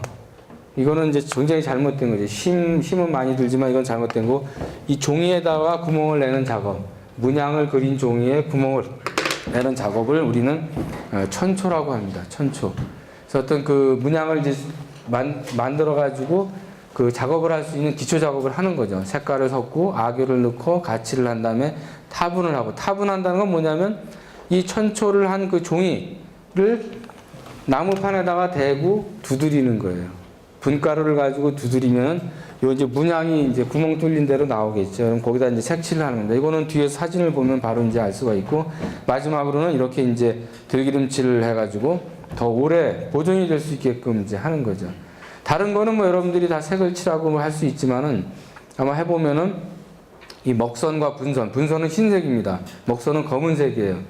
그것을 칠해야지만 최종적으로 문양의 완성도가 높아지는데, 그것은 그 초보자와 전공자들을 아주 확연하게 구별짓는 그런 것 중에 하나입니다. 그래서 최종적인 마무리는 이 선을 긋는 작업으로 끝이 나는데, 그 선을 어떻게 유연하게 이제 긋느냐, 그거에 따라서 이 사람이 단청 기능장이냐 아니면 아마추어냐 이런 것들을 우리가 판단을 하게 됩니다. 그래서 나중에 이제 실습할 때 그 선생님들이 오셔가지고 아마 여러분들한테 이렇게 선을 갖다 이제 몇 번 시범으로 보일 겁니다. 여러분, 아, 저렇게 그 하는 게 숙달된 그 조교들의 모습이구나, 뭐 이런 거를 아마 여러분들이 알게 될 겁니다. 단청 도구는 다른 게 아니라 이제 붓이 많이 필요한 거죠. 그다음에 그 안료통이 있어야 되고. 근데 그럼 이건 뭐냐? 이런 건 뭐 여러분이 다 아는 붓일 겁니다. 붓은 이제 크기에 따라서 어떤 문양을 어떻게 이제 칠하냐에 따라서 다르고, 이제 그 가는 붓은 이제 그 선을 갖다 이제 그리는 거고, 제일 특이한 게 이런 막대기가 하나 있어요. 막대기가 하나 있고 여기 통이 매달려 있는데, 그 막대기는 뭐냐? 예를 들면 이제 선을 그릴 때 여기다 면을 갖다 손을 대고 그리면 이게 번질 거 아니에요. 그래서 이 막대기를 위에다 손을 대가지고 이렇게 이제 붓을 칠하는 그런 도구 중에 하나입니다. 밑에다 이제 물론 안료통도 거느리고 하지만, 그래서 저것도 그 실습할 때 한번 여러분들이 보면은 금방 이해가 될 겁니다. 어떻게 이제 왜 이게 필요한지 그걸 이제 금방 이해할 수 있을 생각. 일단 하여튼 이런 도구들을 가지고 작업을 한다라는 것을 이제 인식하면 될 것 같고, 그래서 지금 지난번에 잠깐 보여드렸지만은 이제 천초지를 만드는 겁니다. 초안지를 만드는 거죠. 문양을 이제 어떻게 그릴 거냐. 그래서 실제로 이 문양을 그리는 종이는 부재 사이즈랑 같아요. 뭐 예를 들면 그 도리가 이게 뭐 1m다.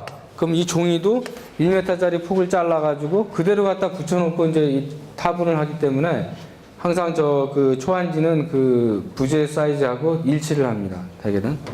여기 뭐 한번 쓰고 버리는 경우도 이제 되게 많고요. 그래서 이런 것들을 이제 하고 난 다음에 문양을 이제 그리는 거죠. 그래서 이분이 우리나라 유명한 그 단청 하시는 양종찬 선생님이라는 분인데, 문양 모사라든지 이런 걸 굉장히 잘 하시는 분 중에 하나죠. 그래서 이런 것들을 이제 그리게 되고, 이분은 아마 우리 한양대학교 건축과 나온 분인데 단청 기능장을 땄어요. 그래가지고 그 단청 현장에서 이제 그 모사 작업이라든지 그 도안 작업 같은 거를 하는 분들이 중에 하나입니다. 그래서 건축과 나온 여자 학생 중에는 이런 쪽에 가서 이렇게 일을 하는 학생들도 많아요. 단청이 꼭 건물에 가서 그림 그리는 것만 있는 게 아니라 불화 같은 거, 탱화라고 그러죠. 그런 거 그리는 것도 단청하는 사람들이 하는 일 중에 하나입니다.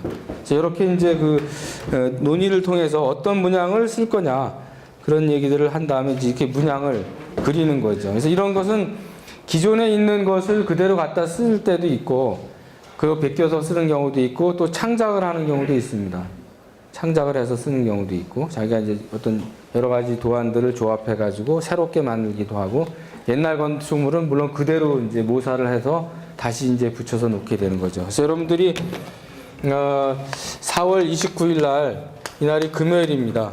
금요일 날 10시부터 12시까지 우리 한양대학교 박물관에서 그 일본 단청계의 최고 권위자 중에 한 분이 오셔서 특강이 있어요. 일본 단청의 세계에 대한 특강이 있는데, 지금 우리나라에서 하는 이런 단청은 그거에 비하면은 어린애들이 이렇게 굿질하는 거랑 똑같죠. 일본의 그 단청의 세계라는 게 또 굉장히 깊은, 또 아주 그 고도로 발달된 이런 모습들이 있는데, 나중에 한번 기회가 되면은 서로 한번 비교를 해보면 좋을 것 같습니다. 그래서 이제 이렇게 나오는 거죠. 그래서 여기 보시면은 이게 부재 사이즈예요. 부재 크기라고. 이게 뭡니까? 주두죠, 주두. 이런 거는 보 같은 거. 이런 거의 크기가 그대로 이제 그 크기대로. 이거는 이제 도리의 그 마구리 부분, 단면이죠. 그런 것들이 그대로 그 크기대로 이렇게 그 작성이 됩니다. 그래서 여기 색깔들의 지정이 또 다 돼 있고, 어떤 색을 칠해라. 그 다음에 이제 마지막에 책을 칠한 다음에 이런 선들을 긋는 작업이 대단히 중요한 그 일 중에 하나입니다. 그래서 저것을 잘 해야지만 그 문양의 어떤 조화가 잘 살아나게 되죠. 그래서 열심히 지금 뭘 하는 거냐? 천초를 하는 겁니다. 문양이 있는데 문양에다가 바늘을 가지고 구멍을 뚫는 거예요. 구멍을 아주 촘촘하게 뚫어도 안 되고 성기게 뚫어도 안 되는 거죠. 그래서 어떤 문양이 이렇게 있어요. 이런 문양을 이제 하고, 여기서 또 이런 문양이 또 같이 한다. 그럼 요곳에다가 일정한 간격으로 바늘을 가지고 이제 구멍을 뚫는 작업을 합니다. 근데 중요한 것 중에 하나는 뭐냐면, 이런 부분에, 이렇게 만나는 부분에는 반드시 이 구멍이 뚫려야 되는 거죠. 그래야지만 이 선들이 어떤 그 교차되는 부분을 나중에 알 수가 있기 때문에, 천초를 그냥 아무렇게나 막 하는 게 아니라 이런 점들의 교차점들에 주의를 해서 구멍을 뚫는 그런 작업을 이제 진행을 하게 됩니다. 지금 이게 그 열심히 밑에다 스티로폼을 대고 이제 구멍을 뚫는 그런 천초하는 작업을 하고 있습니다. 그 다음에 이제 그걸 하면서 한편에서는 뭐예요? 단색을 칠하는 거죠. 단색을. 가칠을 하는 겁니다. 가칠. 한번 이렇게 색깔을 쭉 입혀가지고 그 바닥에 면들을 갖다가 일단 도포를 하는 그런 가칠의 작업이 이제 진행이 되고 있는 것입니다. 지금 가칠을 하고 있죠. 그리고 부분적으로 여기 보면은 그 선긋기만 이렇게 돼 있는 긋기 단청을 이렇게 이제 칠한 모습을 볼 수가 있습니다. 이렇게 이제 단면에는 분홍색을 칠하고, 그런데 이제 그 뇌록 같은 색깔들을 칠해가지고 그 진행을 하는 중간 과정이라고 할 수가 있고요. 그 다음에 이제 아까 열심히 구멍을 뚫었던 것을 가지고 이렇게 이제 조개가루를 빻은 그 분가루를 가지고 이 위를 막 두드립니다. 두드리면은 이와 같이 선이 나오겠죠. 그 구멍이 뚫린 데가 있으니까. 그래서 중요한 점들이 이런 부분들입니다. 이런 부분들이 반드시 표현이 잘 되도록 해줘야지만 선을 갖다 그을 때 이제 문제가 안 생기죠. 저기 보시면은 각각의 이제 지정된 색을 가지고 칠하죠. 아까 여기 보시면은 그 막대기를 어떻게 쓰는지 알 수가 있죠. 왜 그 막대기가 필요한지. 그래서 꼭 자 같은 걸 이제 하나 가지고 이렇게 이제 여기 바닥에 이제 색이 이미 칠해져 있기 때문에 그 색을 이제 닿지 않도록 해가지고 여기에 걸쳐가지고 이제 분선을 갖다 지금 긋는 모습입니다. 그래서 이 분선이 그려짐으로써 이 두 색깔 사이에 어떤 경계를 갖다 이제 명확하게 해주는 그런 거를 볼 수가 있습니다. 그래서 이런 것은 지금 부재가 이제 이렇게 달랑 하나만 만들어 놓고 하기 때문에 돌려가면서 막 이렇게 할 수가 있지만, 실제 건물이라고 하는 것은 다 완성된 상태로 서 있어요. 그리고 천장은 천장대로 있고 기둥은 기둥대로 있기 때문에 그것을 이제 그 사람이 움직여가면서, 집이 움직이는 게 아니라 사람이 움직이면서 색을 칠하게 되는 그런 과정들을 이제 볼 수가 있습니다. 그래서 이제 완성이 돼 가는 그런 과정이고, 이게 지금 현재 7층 엘리베이터실 나오면은 세워져 있는 초입공으로 되어 있는 공포입니다.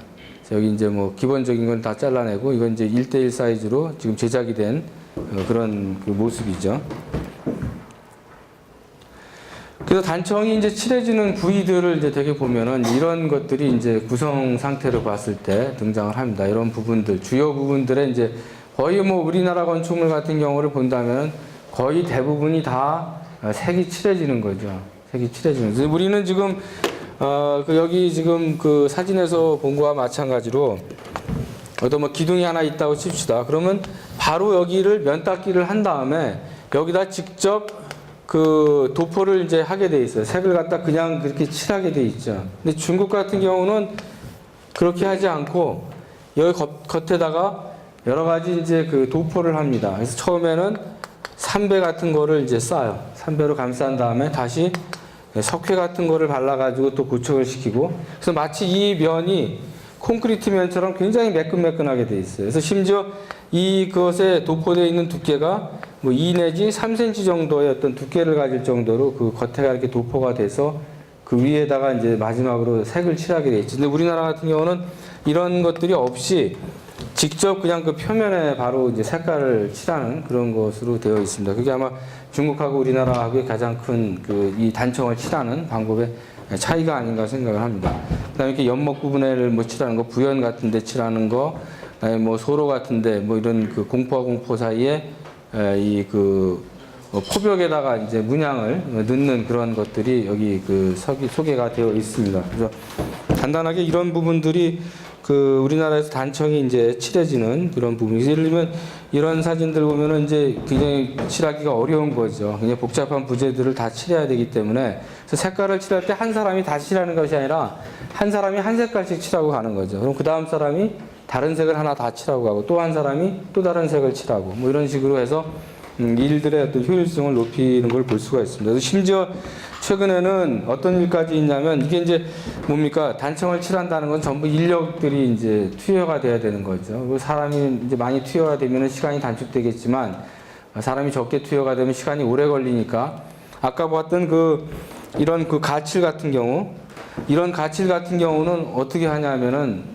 그걸 다 이렇게 붓으로 칠해야지 맞는 거죠. 그래서 붓질을 몇 번 하느냐에 따라서 단청이 오래 가느냐 안 오래 가느냐 이런 차이들도 있습니다. 반드시 손으로 이렇게 칠을 해야 되는데, 이게 이제 시간이 많이 걸리고 품이 많이 들어가니까 아예 그 분무기 같은 거로 뿌리는 경우도 있어요. 그럼 그게 오래 가겠냐? 당연히 오래 안 가겠죠. 박락이 돼서 떨어져 나가고 색이 이제 더 그 나무에 이렇게 그 부착이 되지 않고 뭐 이런 어떤 현상들이 최근에 일어나는 거를 이제 우리가 볼 수가 있습니다. 그래서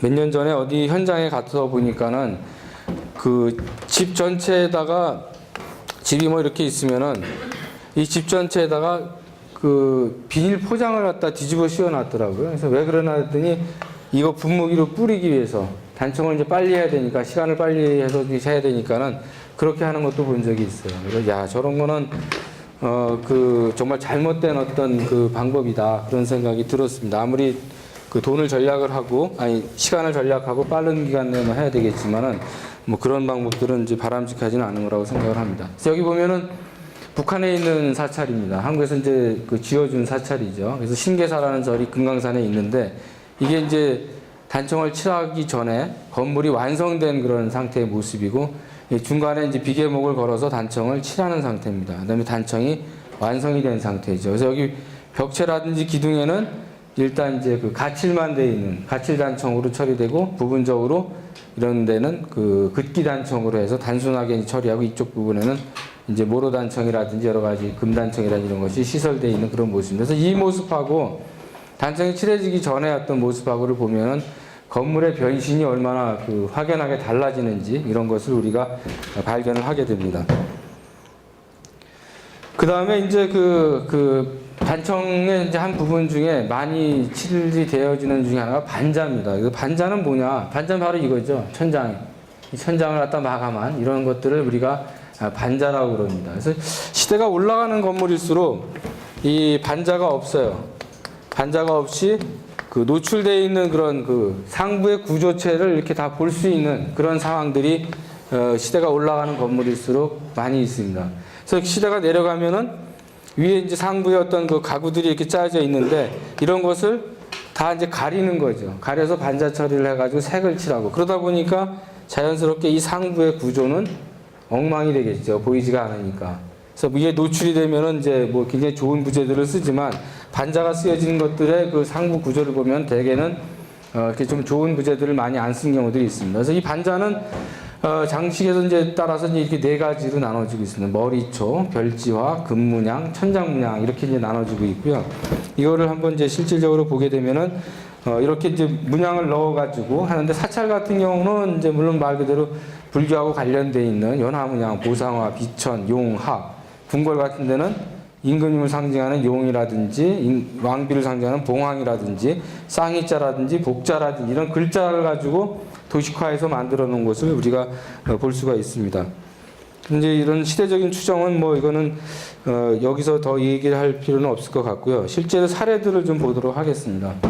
이게 굉장히 오래된 고려 시대의 어떤 그 건물인데 일본 사람들이 아까 이제 조사를 하고 건물을 다시 그 복원 공사를 하면서 다행히도 이 단청칠은 하질 않았어요. 단청은 계속 원래 어떤 그 건물의 모습을 아직은 유지를 하고 있습니다.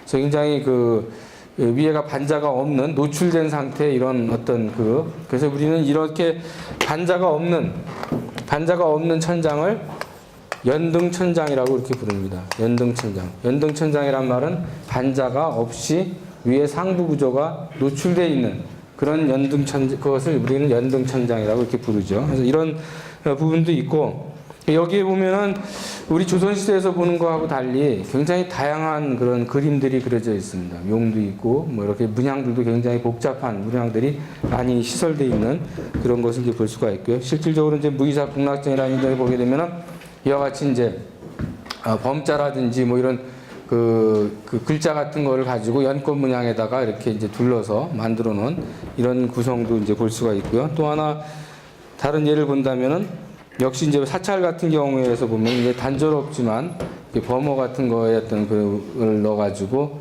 불교 사찰의 그 의미들을 이렇게 보여주고 있는 어떤 단독 연화문의 잎사귀 안에 범자를 넣어서 이렇게 구성을 한 이런 모양입니다. 그래서 우리도 그 실습을 할 때 이렇게 어떤 그 단순한 문양을 할지 아니면은 기하학적인 패턴이 있는 것을 이제 할지 아직은 그건 선택을 하진 않았습니다. 그래서 내일 그 선생님이 오시면은 같이 협의를 해서 어떤 것을 이제 할지 생각을 해보도록 하겠습니다. 그래서 계암사 대웅전 같은 경우에는 뭐 이와 같은 문양을 넣기도 하고 또 이렇게 이제 어떤 그 용이라든지 이런 것들을 넣어가지고 구성한 학이라든지 이런 걸 넣어서 구성한 것도 있고요.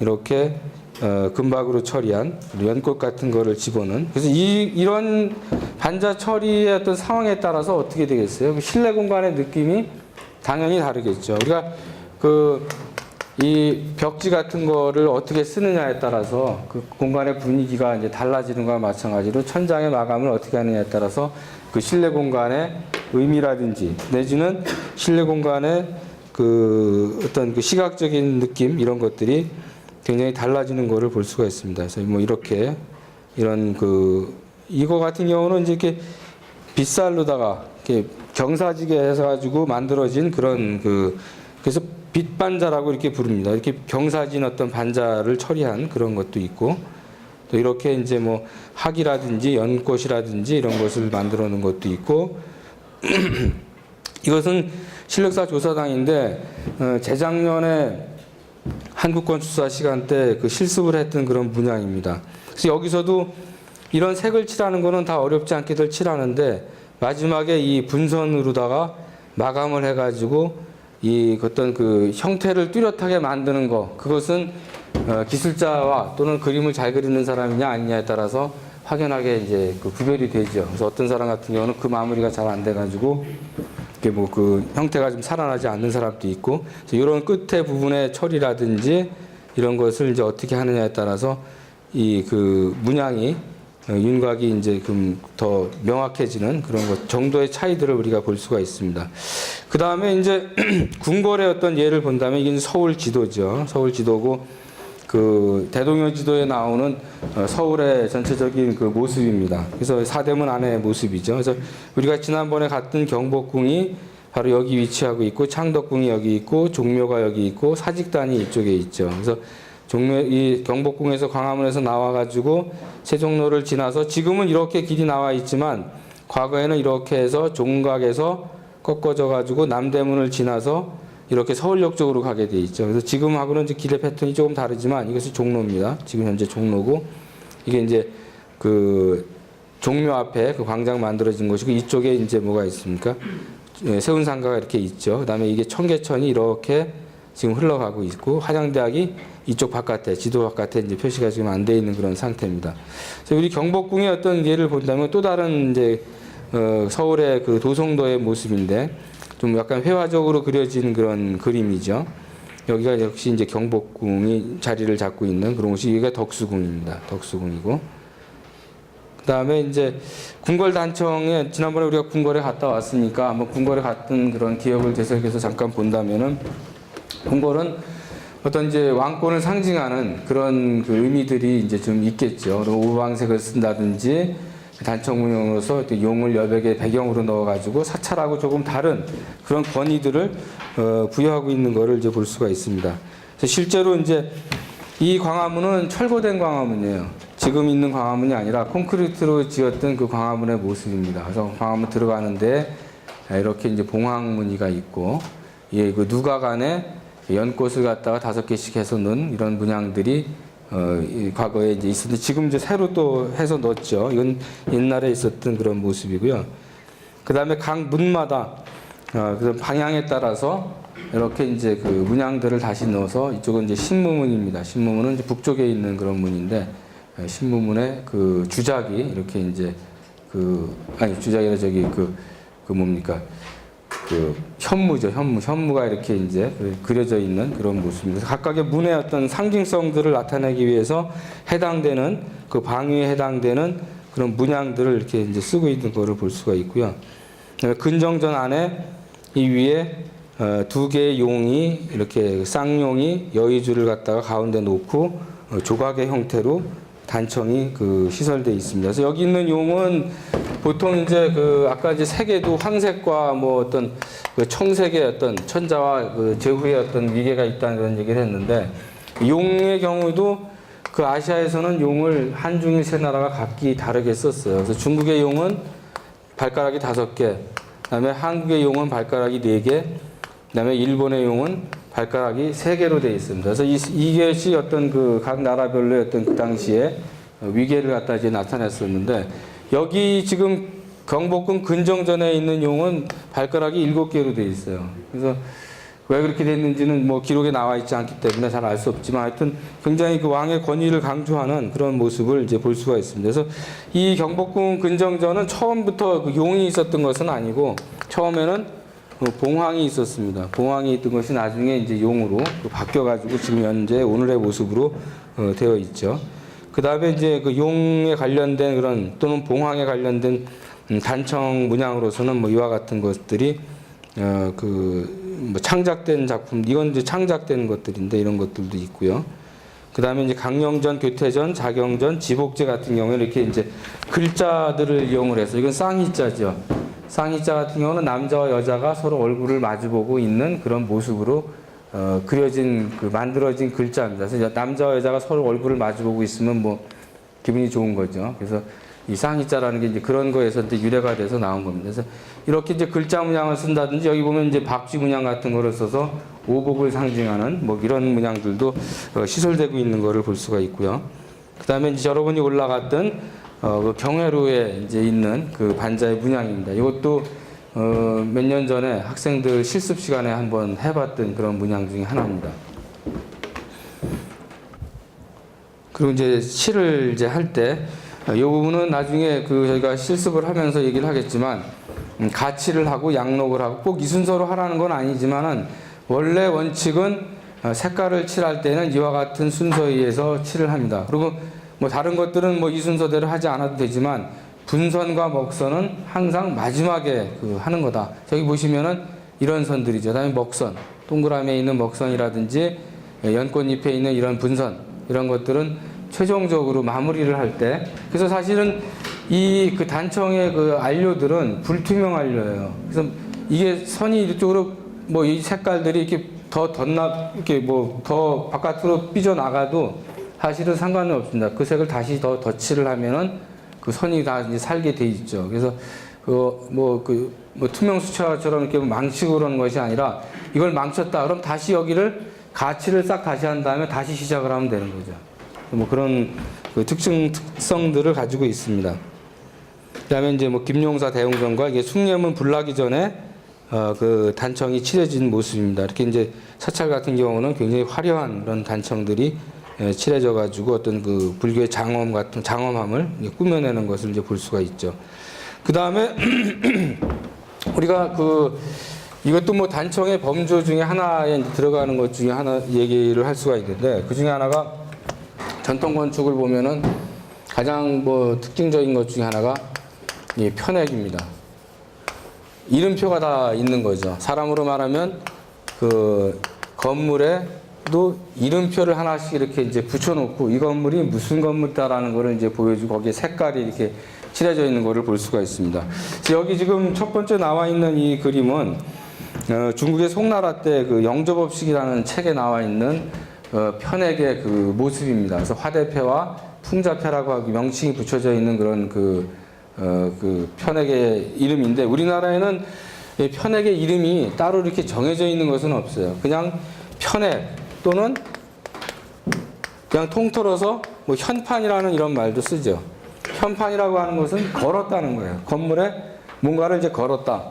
편액이라고 하는 것은 이마에다가 횡으로다가 뭐를 걸어놨다는 그런 뜻입니다. 그래서 엄격하게 얘기하면은 현판은 좀 더 광범위한 뜻의 어떤 그런 개념이라고 한다면은 편액이 좀 더 이제 세분화된 것으로서 이와 같은 것들을 지칭하는, 이와 같은 것은 엄격하게 얘기하면 편액이라고 부르는 게 맞는 거죠. 현판은 뭐 이거를 포함해서 뭐 기둥에 걸려 있는 주련이라든지 이런 거를 다 포함하는 그런 얘기라고 할 수가 있습니다.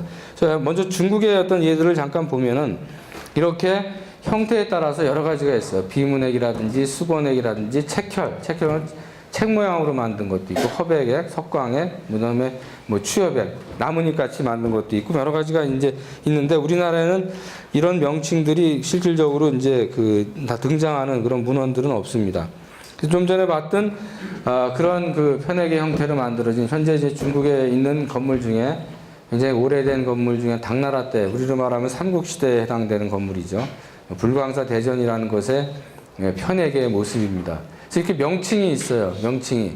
사람의 모습처럼 머리가 있고 면이 있고 혀가 있죠. 그다음에 양쪽에 날개처럼 띠가 있습니다. 그래서 패대, 패면, 패수, 패설 이렇게 해가지고 각각의 명칭을 이렇게 붙여놨습니다. 그래서 우리나라에는 이렇게 명칭을 붙이지 않고 가로대, 세로대 또는 가로선대, 세로선대 이렇게만 이름을 부르고 있습니다. 그래서 이제 실제 걸려있는 모습이죠. 그래서 뭐 특징적인 것은 지난번에도 얘기를 했듯이 그 경복궁 갔을 때 중국의 편액은 다 세로로 걸려 있어요. 근데 우리나라는 대부분이 가로로 걸려 있고 아주 특별한 의미를 갖는 것만 세로로 걸려 있습니다. 그래서 그게 크니까 걸쇠를 해가지고 매달아 놓은 그런 것을 이제 볼 수가 있고요. 그 다음에 이제 그 자금성에 있는 태화전에 있는 그런 편액의 모습입니다. 송대 영조법식하고 거의 유사한 그런 모습을 유지를 하고 있고요. 그 다음에 여기에 더 화려하게 되어 있는 것을 이렇게 조각을, 용조각을 해가지고 만들어진 그 북경 천단에 있는 기념문의 그 모습입니다. 기념문의 편액의 모습이고, 이제 문묘, 북경에 있는 문묘, 좀 더 이제 단순하게 처리된, 좀 전에 봤던 그 자금성 태화전과 유사한 그런 그 모습으로 이제 있는 편액이고요. 그래서 공통적인 것은 지금 보시다시피 다 이렇게 이제 세로로 걸었다는 거죠. 모든 편액들이 거의 뭐 99%가 다 이제 세로로 걸려 있는 반면에 우리나라는 이제 그거하고 달리 가로로 걸렸다는 게 특징입니다. 그래서 편액을 쓰는 사람을 편액 서사관이라고 이렇게 이제 이름을 붙였어요. 그래서 이거 아무나 쓰는 게 아니라 이런 조건을 가진 사람들이 이제 편액을 쓰는 거죠. 글씨를 잘 써야 되겠지만 뭐 상품 이상의 벼슬을 갖고 어떤 그 좀 잘 살고 어떤 복을 누리고 모범이 되는 이런 사람, 그다음에 이런 조건 속에서도 글을 잘 쓰는 사람이지만 마지막으로는 어전 회의를 거쳐서 편액을 쓴다. 그래서 편액이라고 하는 것이 얼마나 중요하냐. 조선왕조실록의 그런 내용들을 보면은 임진왜란 때 이제 뭐 일본군이, 왜군이 다 이제 서울까지 들어와 가지고 여기저기 다 불을 질렀어요. 예를 들면 뭐 경복궁도 불을 지르고, 그다음에 뭐 종묘도 불을 지르고. 그럴 때 그 집이 불이 났을 때 제일 중요하게 생각했던 것이 뭐냐 하면은 바로 편액입니다. 편액을 들고 나왔어요. 편액을 떼어가지고 도망간다든지. 그것은 다시 얘기하면은 그만큼 그 건물에서의 가치가 다른 것보다도 그 명칭을 붙인 편액에 있었다는 것을 반증하는 것 중에 하나죠. 지금도 우리가 한국 사회에 보면은 어디 그 나쁜 짓 해서 신문에 이름 나고 하는 것을 제일 수치스럽게 여기잖아요.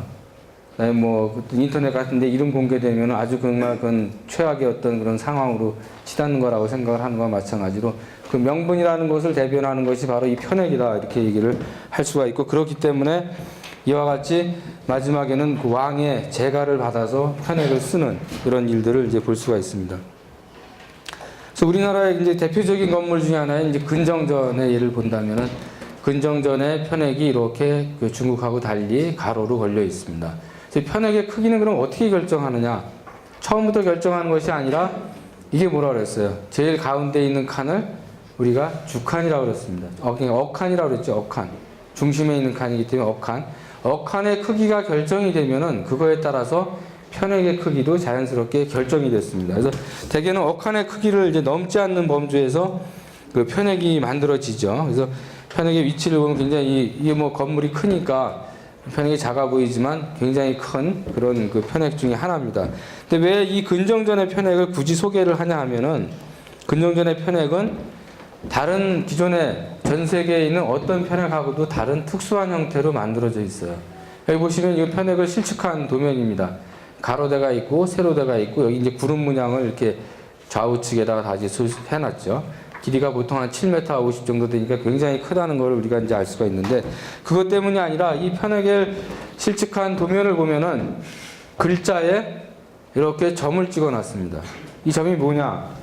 다시 보면은 이렇게 돼 있어요. 이 편액은 판에다가 글씨를 써가지고 조각을 한 게 아니라 잘라서 붙인 겁니다. 이렇게 동판에 금을 칠한 다음에 못을 박아가지고 붙인 거예요. 이 하나하나를 다 붙인 겁니다. 그래서 중국 같은, 좀 전에 봤던 중국의 편액 같은 거를 보게 되면은 어떻게 됐어요?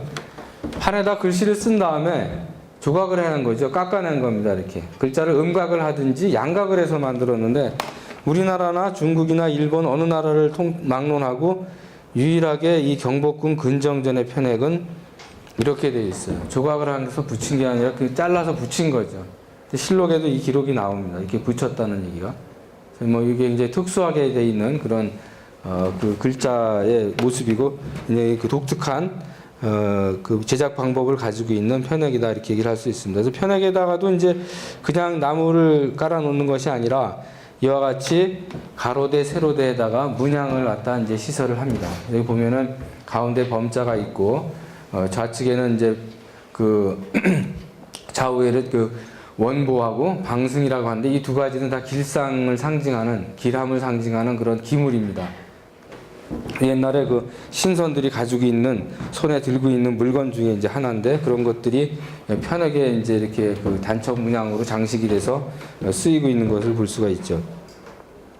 그 다음에 이제 우리나라의 그 편액 문화에서 좀 특별한 것 중에 하나가 이제 숭례문 같은 그런 거죠. 숭례문은 이제 뭐 이렇게 특별하게 세로로 글씨가 쓰여졌습니다. 그리고 다른 거와 달리. 그 다음에 이와 같이 이제 걸쇠를 해가지고 편액이 크니까 이렇게 이제 이것도 이제 불에 타서 없어졌죠. 그 지난번에 화재 때 이것도 이제 불에 타가지고 다시 지금 제작을 했습니다. 제작을 했는데, 숭례문이라는 글씨는 여러분이 잘 아다시피 풍수에 불 화자를 이제 그 불이 나는 거를 불은 불로서 이제 대응한다 해가지고 관악산에 이제 화기를 누르기 위해서 세로로 글씨를 걸고 숭례문이라고 하는 그런 그 편액을 갖다가 여기다 이제 붙여서 화재를 막는 그런 예방하는 그런 상징적인 의미로 쓰여진 그런 글씨다라고 얘기를 할 수가 있습니다. 그 다음에 이제 세로로 걸려 있는 것 중에 하나가 우리가 마지막으로 봤던, 경복궁에서 마지막으로 봤던 지복제라고 하는 그런 건물이 있습니다.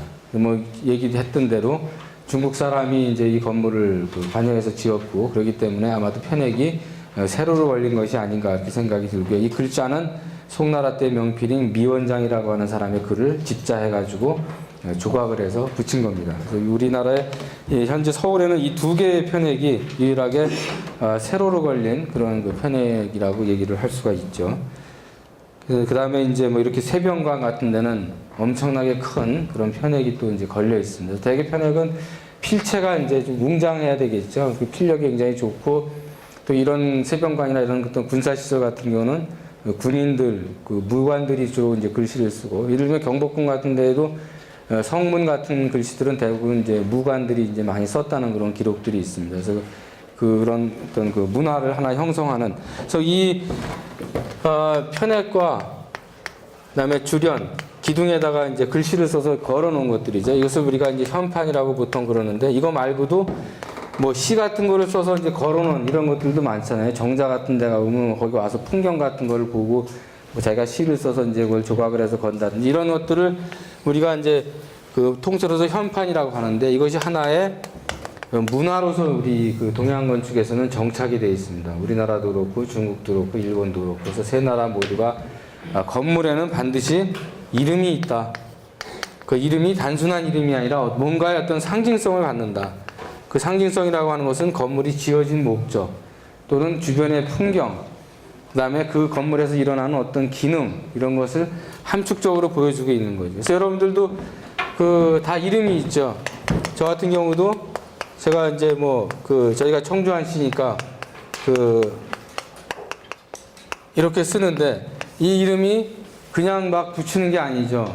그 여자들이야 뭐 집에서 이렇게 중시 여기지 않기 때문에 아무렇게나 이름을 붙이는 집안들이 많지만, 되게 남자들 같은 경우는 이름을 붙일 때는 반드시 뭔가를 이렇게 따져서 하잖아요. 그래서 저희 같은 경우는 이 숫자가 그 저희의 그 학렬을 나타내는, 위계를 나타내는 그런 글자 중에 하나입니다. 저희의 집 아이가 제 밑으로는 상자예요. 저희 아버님 같은 경우는 이 석자를 썼다고. 이 석자의 계열은 저보다 다 위에 아버지 뻘 되는 사람이죠. 그리고 저희 할아버지 같은 경우는 가르칠 교자를 써서 교자를 이렇게 써서 반드시 이 글자들은 그 이름을 쓸 때는 어디든지 넣어야 되는 거죠. 그래서 그런 어떤 위계들을 나타내는 것과 마찬가지로 건물에서도 이 현판이라고 하는 것이 그러한 문화를 하나 형성하는 중요한 의미로 받아들여지고 있다는 것을 알 수가 있습니다. 그래서 우리나라의 건물이나 중국이나 일본 같은 그런 문화에, 건축 문화에 이 편액이라는 문화, 현판이라는 문화가 등장하게 된 것은 지난번에도 얘기를 했듯이 공간과 형태가 거의 균질하기 때문에 그런 거죠. 그 건물의 외관을 봐가지고는 그렇게 표가 많이 나지 않기 때문에 이런 것을 통해서 그 건물의 어떤 용도나 쓰임 또는 내지는 그 지어진 목적, 뭐 이런 의도들을 간접적으로 이렇게 드러내는 그런 하나의 표상으로 쓰이고 있는 것을 우리가 볼 수가 있습니다. 그래서 대략 오늘은 이런 정도로 해서 기본적으로 전통 건축에 대한 뭐 기본적인 지식에 대해서 간단하게 살펴보았습니다.